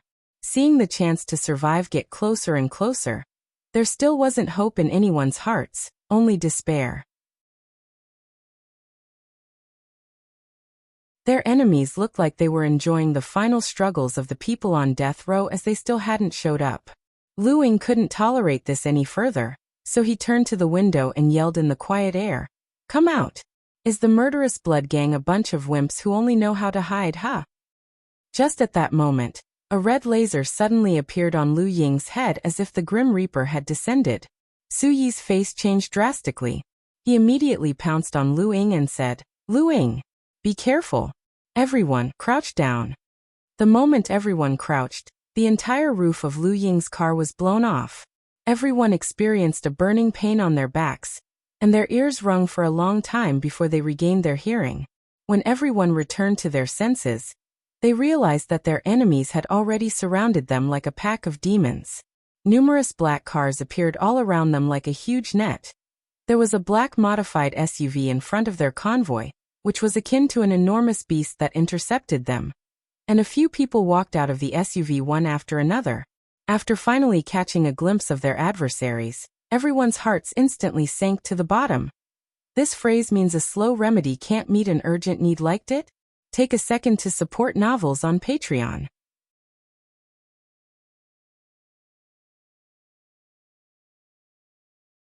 Headed by 3 people, the one in the middle looked Asian and was 1.9 tall. He wore a camouflage vest and his expression was extremely demonic. The muscles in his arms swelled, and even his veins bulged out. But what caught everyone's attention was the iconic tattoo of a cross on his left arm. The man on the left made himself look like a clown with paint on his face. He had a treacherous smile and a small, skinny stature. He carried a heavy weapon on his shoulder, and the blast just now was shot by him. The man on the right had blonde hair and blue eyes. His skin was very fair and he looked feminine and crafty. He wore a white suit and was smirking in Lu Ying's direction. After seeing them clearly, Lu Ying's body stiffened instantly like a bow stretched to its limits. His entire body went into a state of alertness. The one in the middle with the cross tattoo was the head of the murderous blood gang. His codename was K and no one knew his real name and origin. On K's left and right were his assistants, little clown Jason. The foxy blonde with no weapons in his hands was called Eugene. He seemed to be the weakest, but in fact, he was the most formidable and savage one of the group. He didn't like using weapons because his greatest hobby was to disembowel his victims with his own hands. Countless experts died in his hands. Eugene and Jason were both felons from Country M. They had a stinking reputation. It's the murderous blood gang indeed. After seeing the 3 people, the last glimmer of hope in Su Yi's heart was shattered. Although there were only a handful of people who had seen the real faces of this legendary gang, one could easily guess their identities just by looking at their distinctive features. Damn it. Lu Ying cursed under his breath. Everyone got out of the car swiftly and confronted the gang like it was their greatest enemy. The foxy blonde Eugene lightly caressed his abnormally long fingers and stared at Lu Ying, who was covered in dirt and had a chunk of his hair burned off. He laughed slyly. "Ha, so you're the most formidable expert by Siyi Han's side, Lu Ying?" The way the other party looked at them with such contempt, like they were ants, immediately ignited the fury in Lu Ying. Lu Ying was about to make a move when Sui stopped him and took a step forward and said, "Since you know who we are, why would you want to make our lives difficult for us when there aren't any grudges between the Si family and your gang?" Eugene chuckled. Having no grudges means I can't kill Siyi Han? You." Hearing the other party casually speaking of killing Siyi Han like that, Luing was so mad that the veins in his hands bulged out. Sui sneered. Of course you can, and I believe your gang has that ability, but have you thought of the consequences? If they really died here today and if Si Han really lost his life, the murderous blood gang would incite violent rage from the entire Si family. No matter how strong the murderous blood gang was, they wouldn't be able to fend off the entire Si family. So Sui thought it was very strange for the murderous blood gang to be so daring in taking on such a huge risk. Sui forced himself to remain calm and continued speaking. No matter what your gang's motives are or who got you to do this, I believe this is not a wise choice. Hearing the threat in Suyi's voice, the three of them seemed slightly shaken. Just as Sui developed a glimmer of hope in his heart, Eugene suddenly burst out into a wicked laugh. TSK, what else can we do? I just love the thrill of this kind of mission. Little clown Jason laughed wantonly as his hoarse voice said piercingly, I'm itching to get on with it. Liked it? Take a second to support novels on Patreon.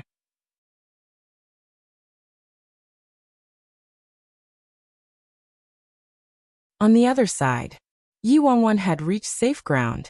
Miss Yi, please get on the flight, one of the bodyguards said coldly. Yi Wanwan glanced at both the bodyguards without any expression on her face. Who said I'm leaving?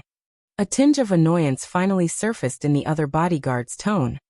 Miss Yi, the situation now is extremely dangerous. Please don't joke with your life. These people should be by Si Yi Han's side right now. Yet they were being sent to escort this woman who kept finding trouble for them. Even though they underwent training, their patience had reached their limit.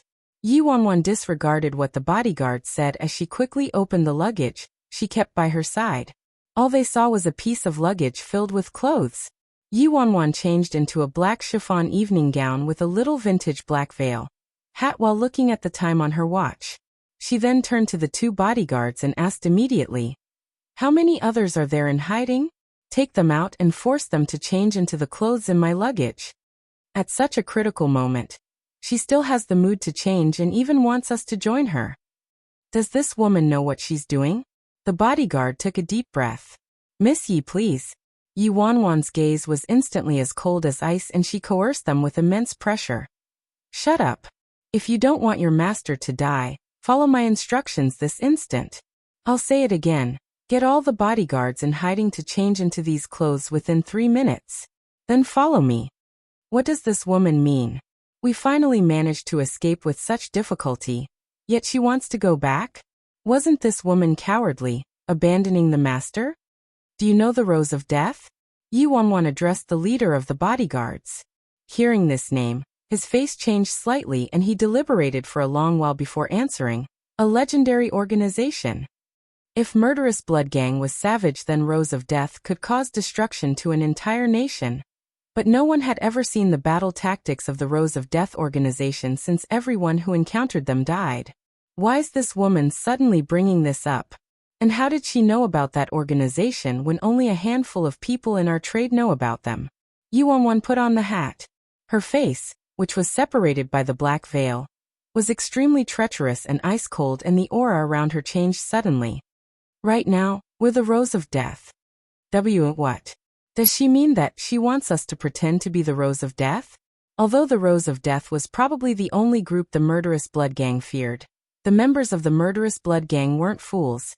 How could they be deceived by such a clumsy disguise? Who are you to trick the murderous blood gang to fall for this clumsy disguise? The leader couldn't help but ask. Yi Wanwan shot a look at the bodyguard who doubted her. All you can do is trust me. If she wasn't prepared, obviously she wouldn't have dared to take a risk like this, but in her previous life, she obtained inside information and secrets that were unknown to many people about the Rose of Death. Dust and sand spread. Sui and Luing glanced at each other with darkened expressions. Seems like this gang is totally fearless.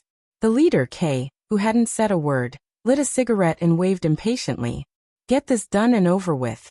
I still have some business to attend to later. The moment he spoke, the nerves of Lu Ying and the others were taut, and everyone braced themselves for war. Eugene was unhappy when he heard K, so he said, K, don't be like that. We finally have something so fun, so let me play with them a while longer. If you have something to do, you can leave first. Kay took a drag of his cigarette and furrowed his brows. Don't cause trouble. The mission this time wasn't easy. These people under Sii Han weren't easy to handle. Eugene naturally knew the other party's concerns, but he sneered. Kay, when did you become so timid? A group of trapped turtles, are you afraid they'll run? Kay gave him a sidelong glance and replied coldly, I'll give you half an hour. Tis. Even though Eugene was still unsatisfied, he didn't dare to infuriate the leader, so he agreed reluctantly. Eugene's dark green pupils exuded a treacherous cold glow.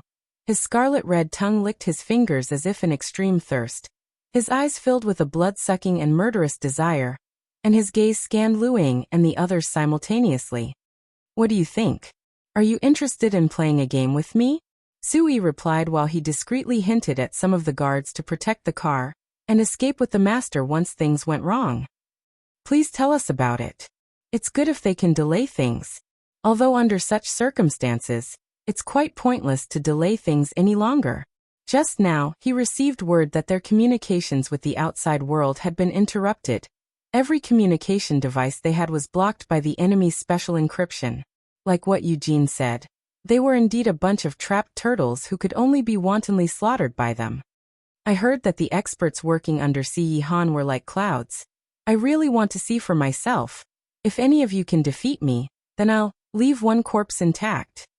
When Lu Ying and the others heard Eugene's cocky challenge, they were so mad that their lungs nearly exploded. Lu Ying stepped out from the group immediately. I'll fight with you. Lu Ying, don't be rash. Sui reminded him sternly. Eugene's strength was unfathomable. Wrestling was his strong suit. His hands were scarier than a weapon, so even if he faced Lu Ying, he might not. Lu Ying's eyes remained locked on that man, unperturbed. As the captain, as the master's most trusted man, how could he retreat and hide in the back at a moment like this? Lu Ying disregarded Sui as he charged towards Eugene like a sharp arrow. One move. 2 moves. 3 moves. Swish, Eugene's cheeks was brushed by Lu Ying's fist, leaving a trail of blood. Eugene's moves were crafty and strange, but Lu Ying was nimble and swift, so he caught Eugene off guard and got close to Eugene in just 3 moves. Eugene was stunned, almost in disbelief. He extended his hand slowly and touched his face. The man licked the blood off his hand. The shock on his face gradually turned into tremendous excitement and delight as he said, Interesting, worthy of being Sii Han's #1 expert. Ha ha ha. This is too interesting. I decided to give you the honor of being my beloved stuffed toy. Liked it? Take a second to support novels on Patreon.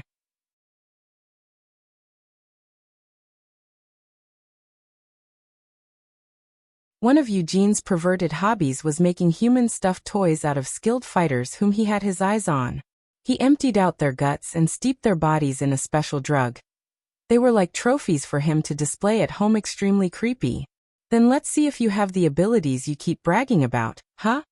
Lu Ying sneered and attacked again. This time, Eugene was on guard and it wasn't as easy to get close to him anymore. In a short while both of them were in a deadlock. Although the two of them were equally matched, Sui wasn't the slightest bit relaxed. Instead, his face darkened further. This Eugene was too sly. He could tell that speed was Lu Ying's strength, so he dragged on the fight intentionally to consume his energy. Lu Ying knew what he was up to, but at the same time, he was unable to get out of Eugene's trap. If he got even a little distracted, he could lose his life. The others didn't dare help him either, afraid that it would impact his fighting negatively. In the blink of an eye, 15 minutes had passed. The little clown with camouflage all over his face urged him in an eccentric tone. Fuck. Really slow. Eugene, if you can't do it, your father shall take over. Shut up.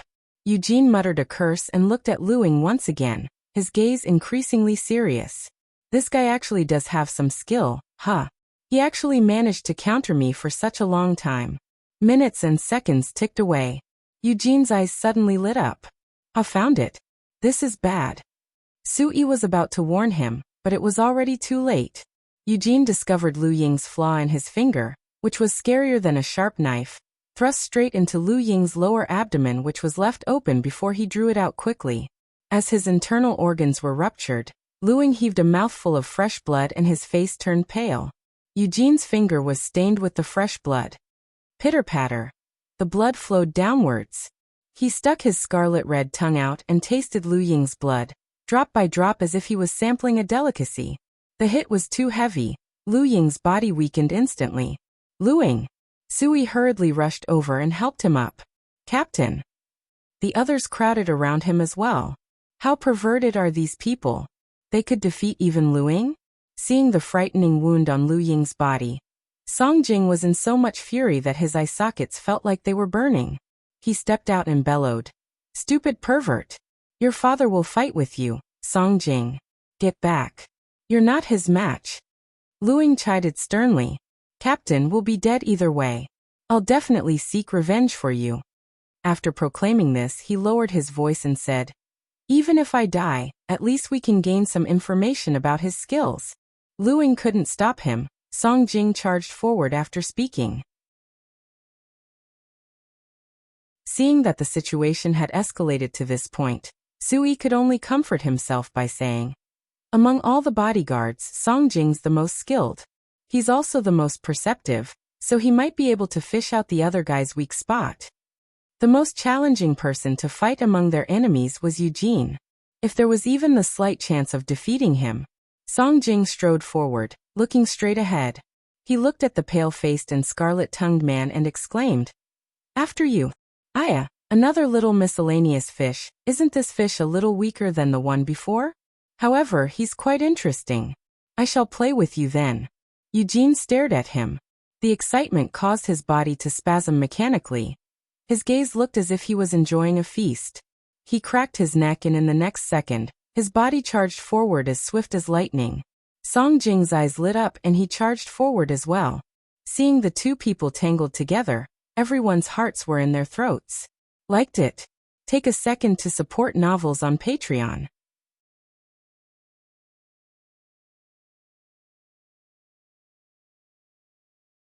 The little clown Jason and the other murderous blood gang members were calm and unruffled amidst the chaos with a treacherous smile on each of their faces, causing the guards to feel more and more uneasy.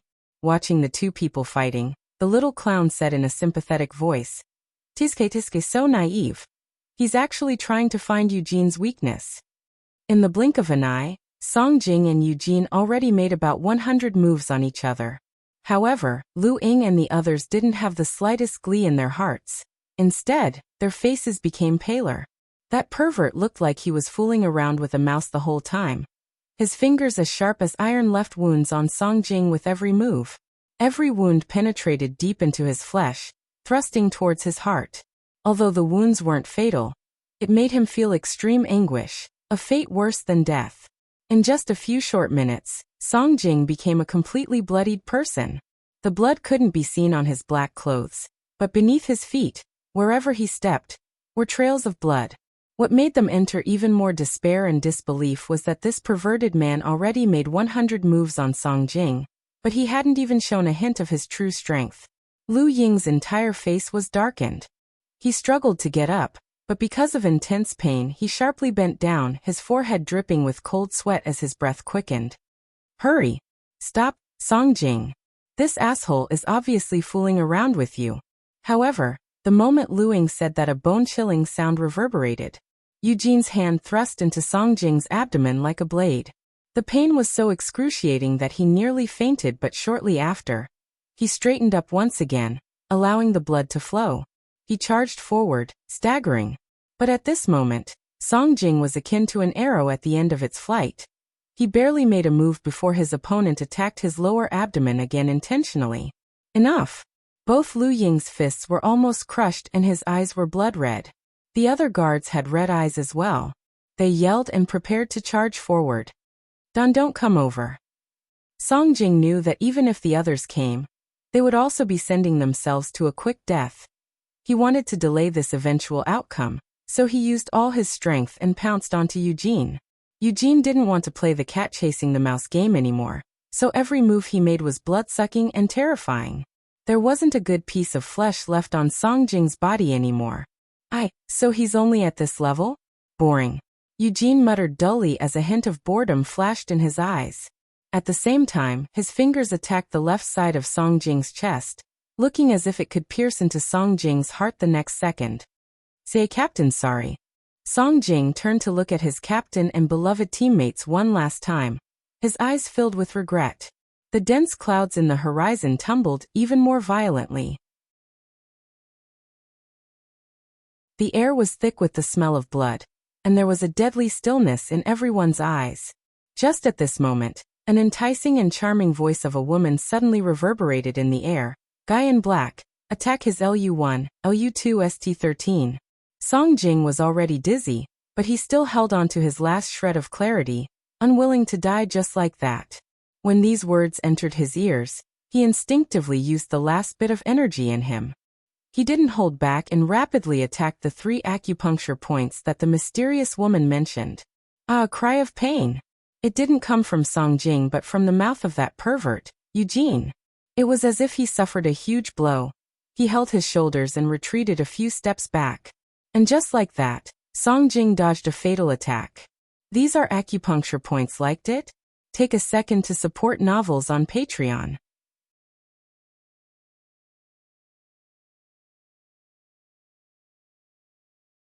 A sudden turn of events made everyone at the scene, including those from the murderous blood gang, astonished. What just happened? A car engine resounded. The people who had their attention on Song Jing and Eugene suddenly noticed that 2 black cars had arrived without a sound. Who are they? The little clown shouted. I already sealed off the entire town, so how did these guys appear? Most importantly, who's so daring to break into the murderous blood gang's territory? Courting death, huh? As this incident was too sudden and they had no clue who the other party was, everyone acted cautiously. Everyone's gaze turned towards the strange car. Lu Ying and the others quickly saved Song Jing while also casting suspicious looks at the car. The one who spoke seems to be a woman? Lu Ying and Song Jing together couldn't even defeat Eugene. Yet that woman was able to find Eugene's weakness and allowed Song Jing to escape a deadly move. This is simply unbelievable. Who exactly is this person? Under everybody's gaze, a tall guy in a windbreaker with a silver mask covering half his face emerged from the car in the middle, stepping out from the driver's seat. Other subordinates with a similar costume also got out from the other car. After the man got off, he walked over to the passenger seat, pulled the car door open respectfully, and helped a woman in a black chiffon dress out of the car. The woman in a black chiffon dress also wore a vintage hat with a black lace veil concealing half of her face. She held on to the man's arm lightly and stepped out of the car leisurely. Her actions were as graceful as a medieval upper-class lady. Although the black veil covered her face and they couldn't see her face clearly from a distance, judging by the shape of her red lips and delicate and perfect chin, they could tell this was a beauty who could turn all living things upside down. Where did you guys come from? Give us a name. Eugene didn't expect that his boat would be overturned in the gutter, so he glared at the person approaching as he clamped a hand on his injuries. Tisk. The woman didn't speak a word and simply gave a chuckle. She didn't respond to Eugene's question. That chuckle made it seem like she viewed the other party as a mere mole, cricket or ant, obviously implying that he didn't have the right to speak to her, and wasn't even worthy of being looked at. Eugene naturally noticed the mockery in that chuckle. He was just about to explode in fury when the woman suddenly turned to look at the leader of the murderous blood gang, K. Her languid and lusty voice slowly left her red lips. Chiu Hong Hai, very mighty of you, huh? You're just a stray dog banished from Lu Yinyang's army, who's now gotten a second chance and turned into the head of a mob. You even dared to snatch someone I love from me. When she said that last phrase, the woman's languid voice turned cold all of a sudden like a bitterly cold glacier, causing his bones to tremble. The leader of the murderous blood gang, K, who was as still as a mountain and completely expressionless all this time, had a change of expression when he heard the woman reveal his true identity. Following that, he stared at the clothes of the woman's entourage, then glanced at the woman's black chiffon dress. A bone-chilling fear surfaced on his face. His voice almost quivered as he snapped at little clown Jason and Eugene who were in the woman's way. Jason, Eugene! Back off! Don't be disrespectful. Liked it? Take a second to support novels on Patreon.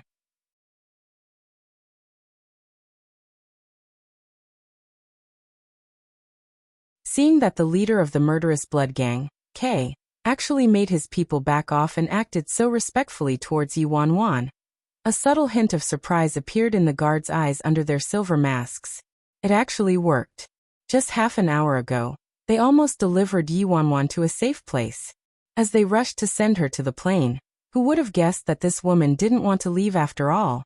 She even opened the huge luggage she insisted on bringing along, then changed into a black chiffon dress, and made the bodyguards change into the available masks and jackets. Obviously, they were unwilling at first. She actually wanted them to play dress up at a critical moment like this? It was simply unbelievable.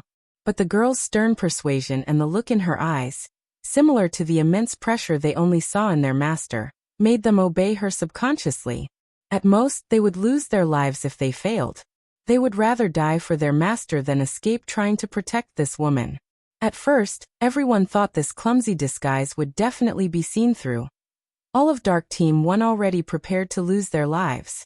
However, the outcome came as a surprise. Not only did this woman reveal Eugene's weak points the moment she arrived, saving Song Jing's life when it was hanging by a thread, she also revealed K's true identity, which absolutely no one could have known. The astute K was actually fooled by her. At this moment, every bodyguard had somewhat mixed feelings, but none of them showed any change in their expressions. To them, this disguise was very basic, but Yuan, a woman who grew up in a greenhouse, remained incredibly calm like the breeze in the face of such villains even while dealing with them, suppressing even K. It truly astonished them. This woman seems to be completely different from what we imagined. At this moment, the murderous blood gang was in shock. K was actually the old number 1 in the Flowing Flames mercenary army, Qiu Honghai? The Qiu Honghai who was previously banished by the Flowing Flames mercenary army, and was shut out by the entire mercenary union at the same time. When they heard what that woman said about K's true identity, Jason and Eugene's faces changed instantly. K's true identity was not to be spoken of. There were a few people who offered hundreds of millions of dollars yet still weren't able to find out who he was. Even people in the gang, who'd been following K around, didn't know about it. How did this woman find out? And judging by K's expression, she actually got it right.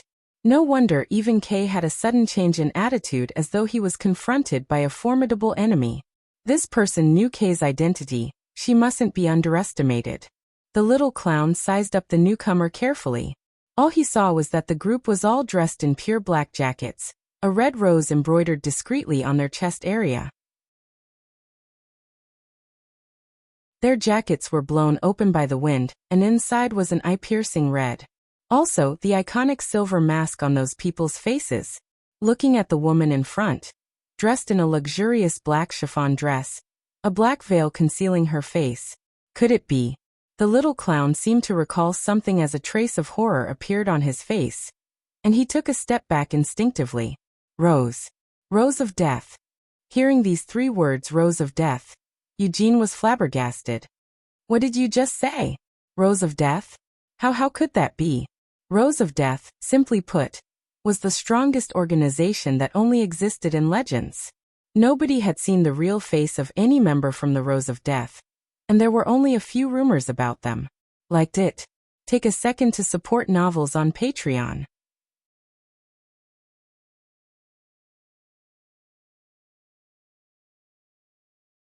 It was said that everyone in the organization dressed in a jacket with a rose embroidered on it, and wore a silver mask on their face. The leader of the group was a woman who wore a black dress with a black veil covering her face, and people called her the Black Widow. Nobody knew where this woman came from or her age. It was rumored that she was already over 60 years old, but had a youthful look, and there were some who said she looked frightening and sinister. And this woman was always accompanied by her men. Although not in large numbers, one could tell from their aura and steady steps that they weren't ordinary men.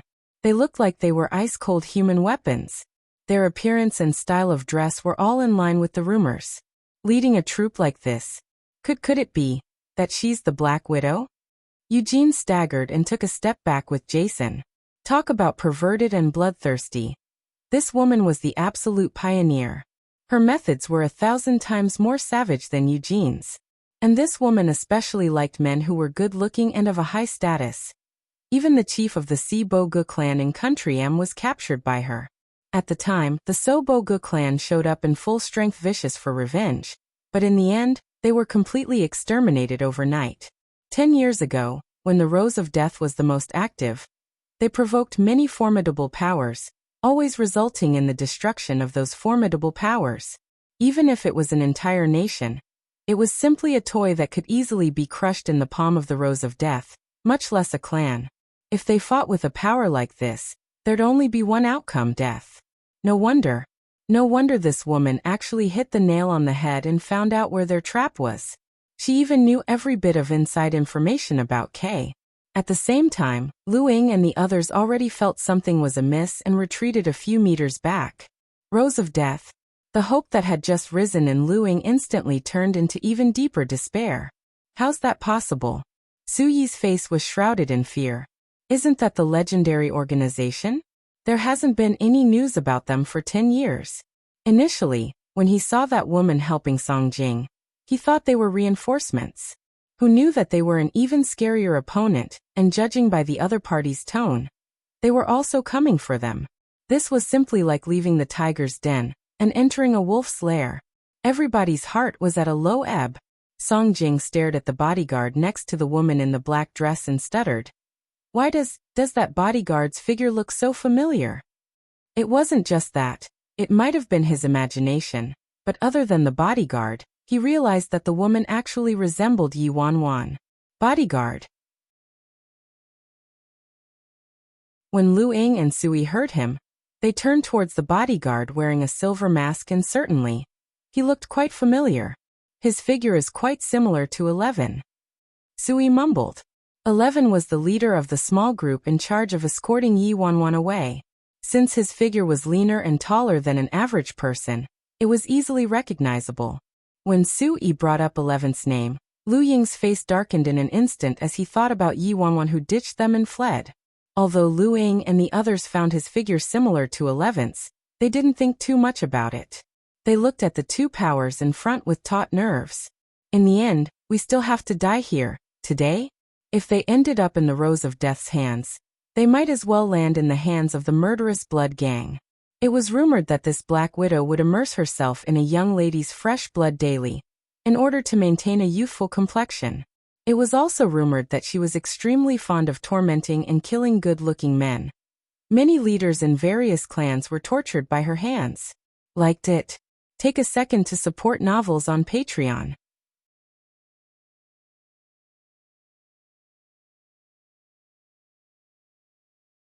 There wasn't a single news story about them in 10 years, yet the Black Widow had her eyes on the C family. Senior, you too have an interest in the C family? Kay probed, trying to fish out information. After all, this kind of organization that only existed in rumors was too mysterious. Even Kay had never seen them before. Although this woman seemed to have great power, Kay still had his doubts about her identity, being the cautious person he was. The woman stroked her nails languidly. Do I need to inform you about whomever I'm interested in? No need. No need. Of course you don't have to. Just that. Hearing the murderous tone of the woman, Kay looked like he was in a difficult position and thought carefully before he said, Senior, even if I was given 100 guts, I wouldn't dare to compete with you for someone you wanted, but what a coincidence this time. Our mission was to get these people as well. If we fail, it's very difficult for us to account for it. So can we work something out with you, Senior? Oh, what do you have in mind? The woman glanced at him casually. Kay shifted his gaze and suggested politely, the person whom Senior has taken a fancy to is only the head of the C family. If Senior allows us, the murderous blood gang, to take these people away today, I will definitely offer a better-looking gigolo. Senior will be satisfied for sure. Tisk! A woman's chuckle reverberated in the air. Her laughter made one's bones tremble. Kay picked up an inexplicably bad premonition, and didn't know what the woman meant by her laugh. His heart pounded continuously as he said, Senior. The stormy rain and strong winds came abruptly, turning the skies gloomy. Although the woman's tone was still languid and casual, the atmosphere underwent a complete change. How about you offer yourself to me, huh? Those little cuties of mine should be very interested in you. Out came a huge sense of oppression that even an SSS-level mercenary like him couldn't withstand, causing his forehead to overflow with cold sweat. Chiu Honghai immediately replied, No, I wouldn't dare. Those little cuties that this woman mentioned weren't just any cute pets. They were wild dogs that had been feeding on human blood and flesh ever since they were little. To her, the leader of the murderous blood gang was only good enough to feed to her dogs. Such insulting comments came from her mouth, yet he didn't even dare to show a hint of anger. Wouldn't dare? But I think you have quite some guts, treating me like a hungry and thirsty slut, huh? You think I'd touch any kind of garbage? The atmosphere around the woman became even more intolerable, and the mysterious troop behind her entered combat mode as well. How could that be? I definitely didn't mean it that way. Chiu Honghai's back was almost soaked in sweat. I failed as expected. How could the Black Widow give up on what she wants? Furthermore, she's extremely fussy when it comes to men. However, this mission's extremely important. I can't fail. With that thought, Kay was stuck in a dilemma. On the other side, Lu Ying and the others were filled with fury as they listened to these two powers bargaining, treating their master like a toy. But at this moment, they were like meat on someone else's chopping board. Under such strong powers, they could only allow themselves to be trampled upon. At this moment, the tall and lean subordinate next to the woman suddenly burst forth with iciness in his eyes as he shot a look towards the murderous blood gang. Get out of our way then. Yes. Chiu Honghai hurriedly retreated to one side. The prey he'd gotten a hold of escaped just like that. It was obvious that Chiu Honghai was unwilling to give up, but as the saying went, the mantis stalks the cicada, but behind them lurks the oriole. The woman was someone he couldn't afford to offend. Liked it? Take a second to support novels on Patreon.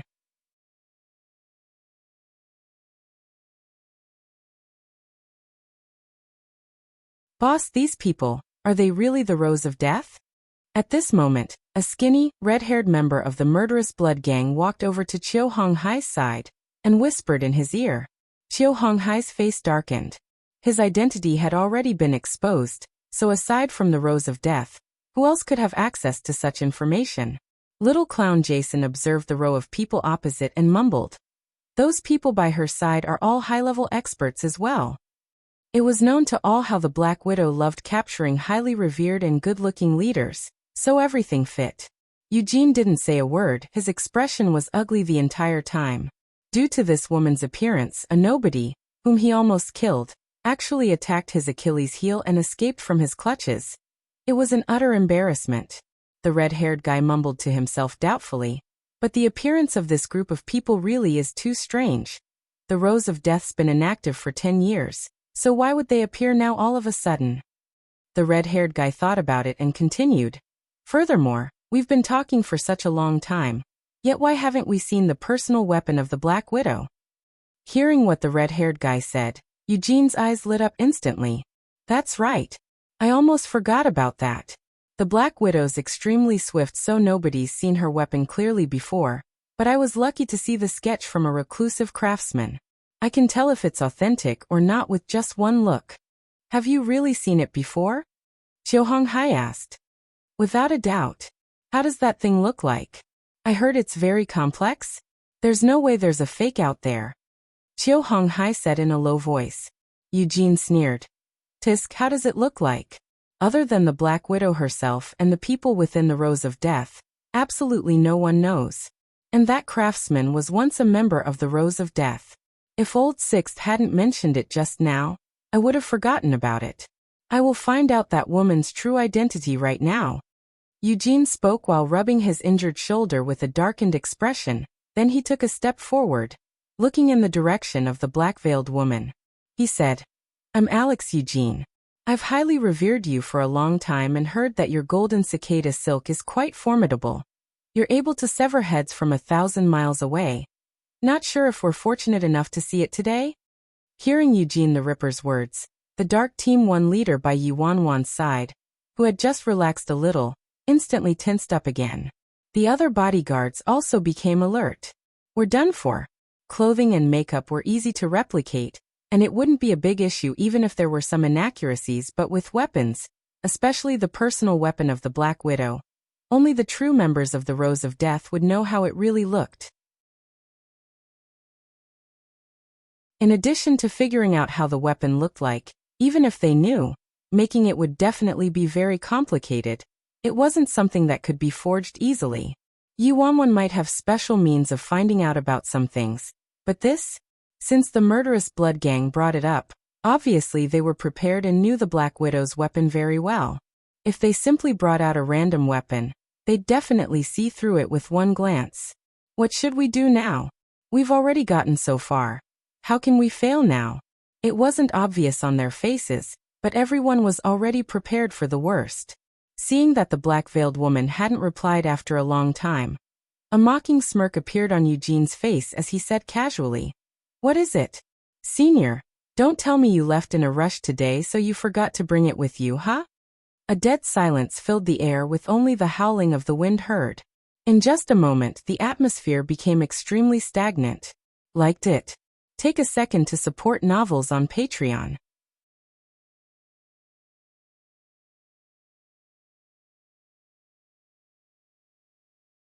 Just as Chiu Honghai, Jason, and the others were beginning to get suspicious, the woman suddenly made a move. All they saw was the woman raising her fingers as fair as jade, lightly playing with a wisp of black hair by her ear. When she lifted her arm, her long sleeve slowly revealed her elbow, then the wisp of gold silk that the woman was twirling instantly entered Eugene's sight. The woman's eyes under the veil were like a beast strangling its prey as she looked at Eugene, and said gently in a dark, infernal voice, "Are you talking about this?" In her previous life, Siyihan didn't hide anything from her even if he was discussing classified information, so she knew about more than just the gang's wardrobe. She hadn't expected that those stories she listened to while she was bored would become so useful now. From Eugene's perspective, he could see clearly that an extremely simple piece of golden silk was wrapped around the woman's wrist. Eugene's look of ridicule immediately froze on his face. His eyes constricted due to fear, and his body instinctively took a step back quickly. Everyone assumed that the Black Widow's weapon was complicated and scary, but only those who had seen it before would know that the terrifying killing weapon was simply just a line of golden silk.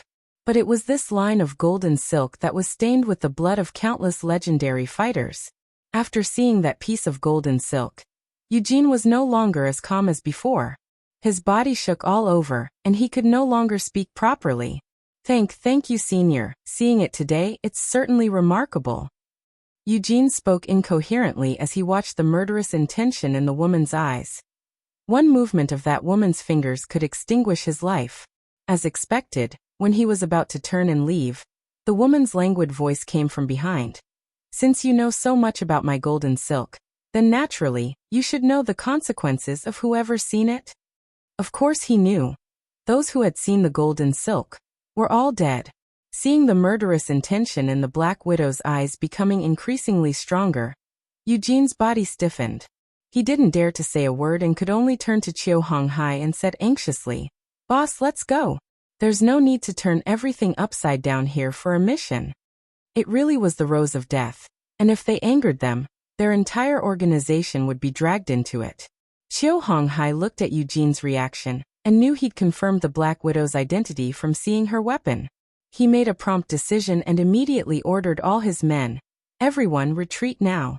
After speaking, he turned to the black-veiled woman and hurriedly cupped one fist in the other hand, as a sign of respect.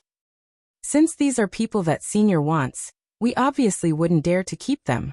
We'll leave this instant. Please forgive us if we have offended Senior in any way today." As they were about to leave, an enchanting laughter that gave them the creeps came from behind. The woman lazily grasped her guard's arm, turned around and looked at the rest of her entourage and exclaimed, "It's been a long time since we've met such reckless people. How amusing. Right, guys?" When Bodyguard 11 heard Yi Wanwan's words, he immediately understood her implication, and his cold gaze swept across the murderous blood gang who were ready to leave as he said in an icy tone, "Hold it there. Has master allowed you guys to leave? You still dared to play tricks like this even when you knew my master's rules. Captain Xiao, have you considered the consequences? Hearing that, Qiu Honghai stopped in his tracks while Eugene's singlet was soaked in cold sweat. It was clearly implied that they wanted him to leave without his life. Liked it? Take a second to support novels on Patreon.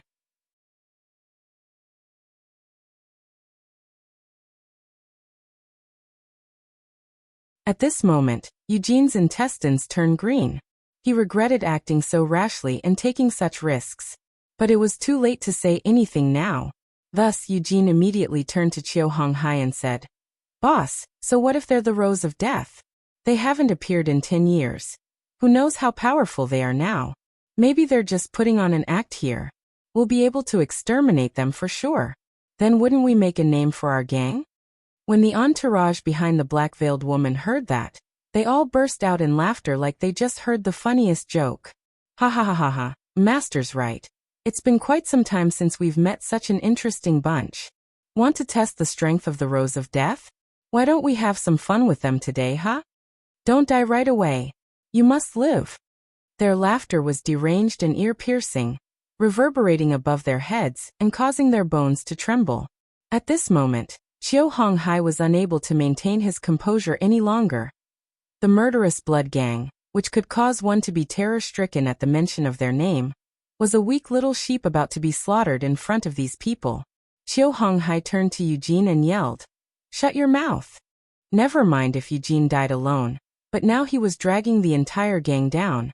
They could be destroyed. They didn't have any options left. In order to protect the gang, Eugene had to die. Qiu Honghai's thoughts moved rapidly. He came to a decision very quickly as he took the gun from Little Clown's hand without warning and aimed it at Eugene's head. Boss, you. A bang resounded. Eugene's words hadn't even left his mouth when Qiu Honghai blasted his brains out.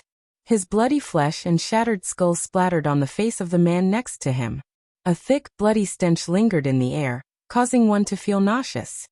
Senior, I wasn't strict enough, so my man was insensible and made Senior mad. I dealt with this person, so I hope Senior will be satisfied. Qiu Honghai remained in an apologetic bow after speaking like he was waiting for his sentence. The beads of sweat on Qiu Honghai's forehead fell to the ground, drop by drop. After some time, the follower next to the Black Widow looked towards his master for her command. Then he finally glanced coldly at Qiu Honghai and exclaimed, Get lost. Yes, thank you, Senior. Thank you, Senior Haihan. Just those 2 words made Qiu Honghai act like he received amnesty.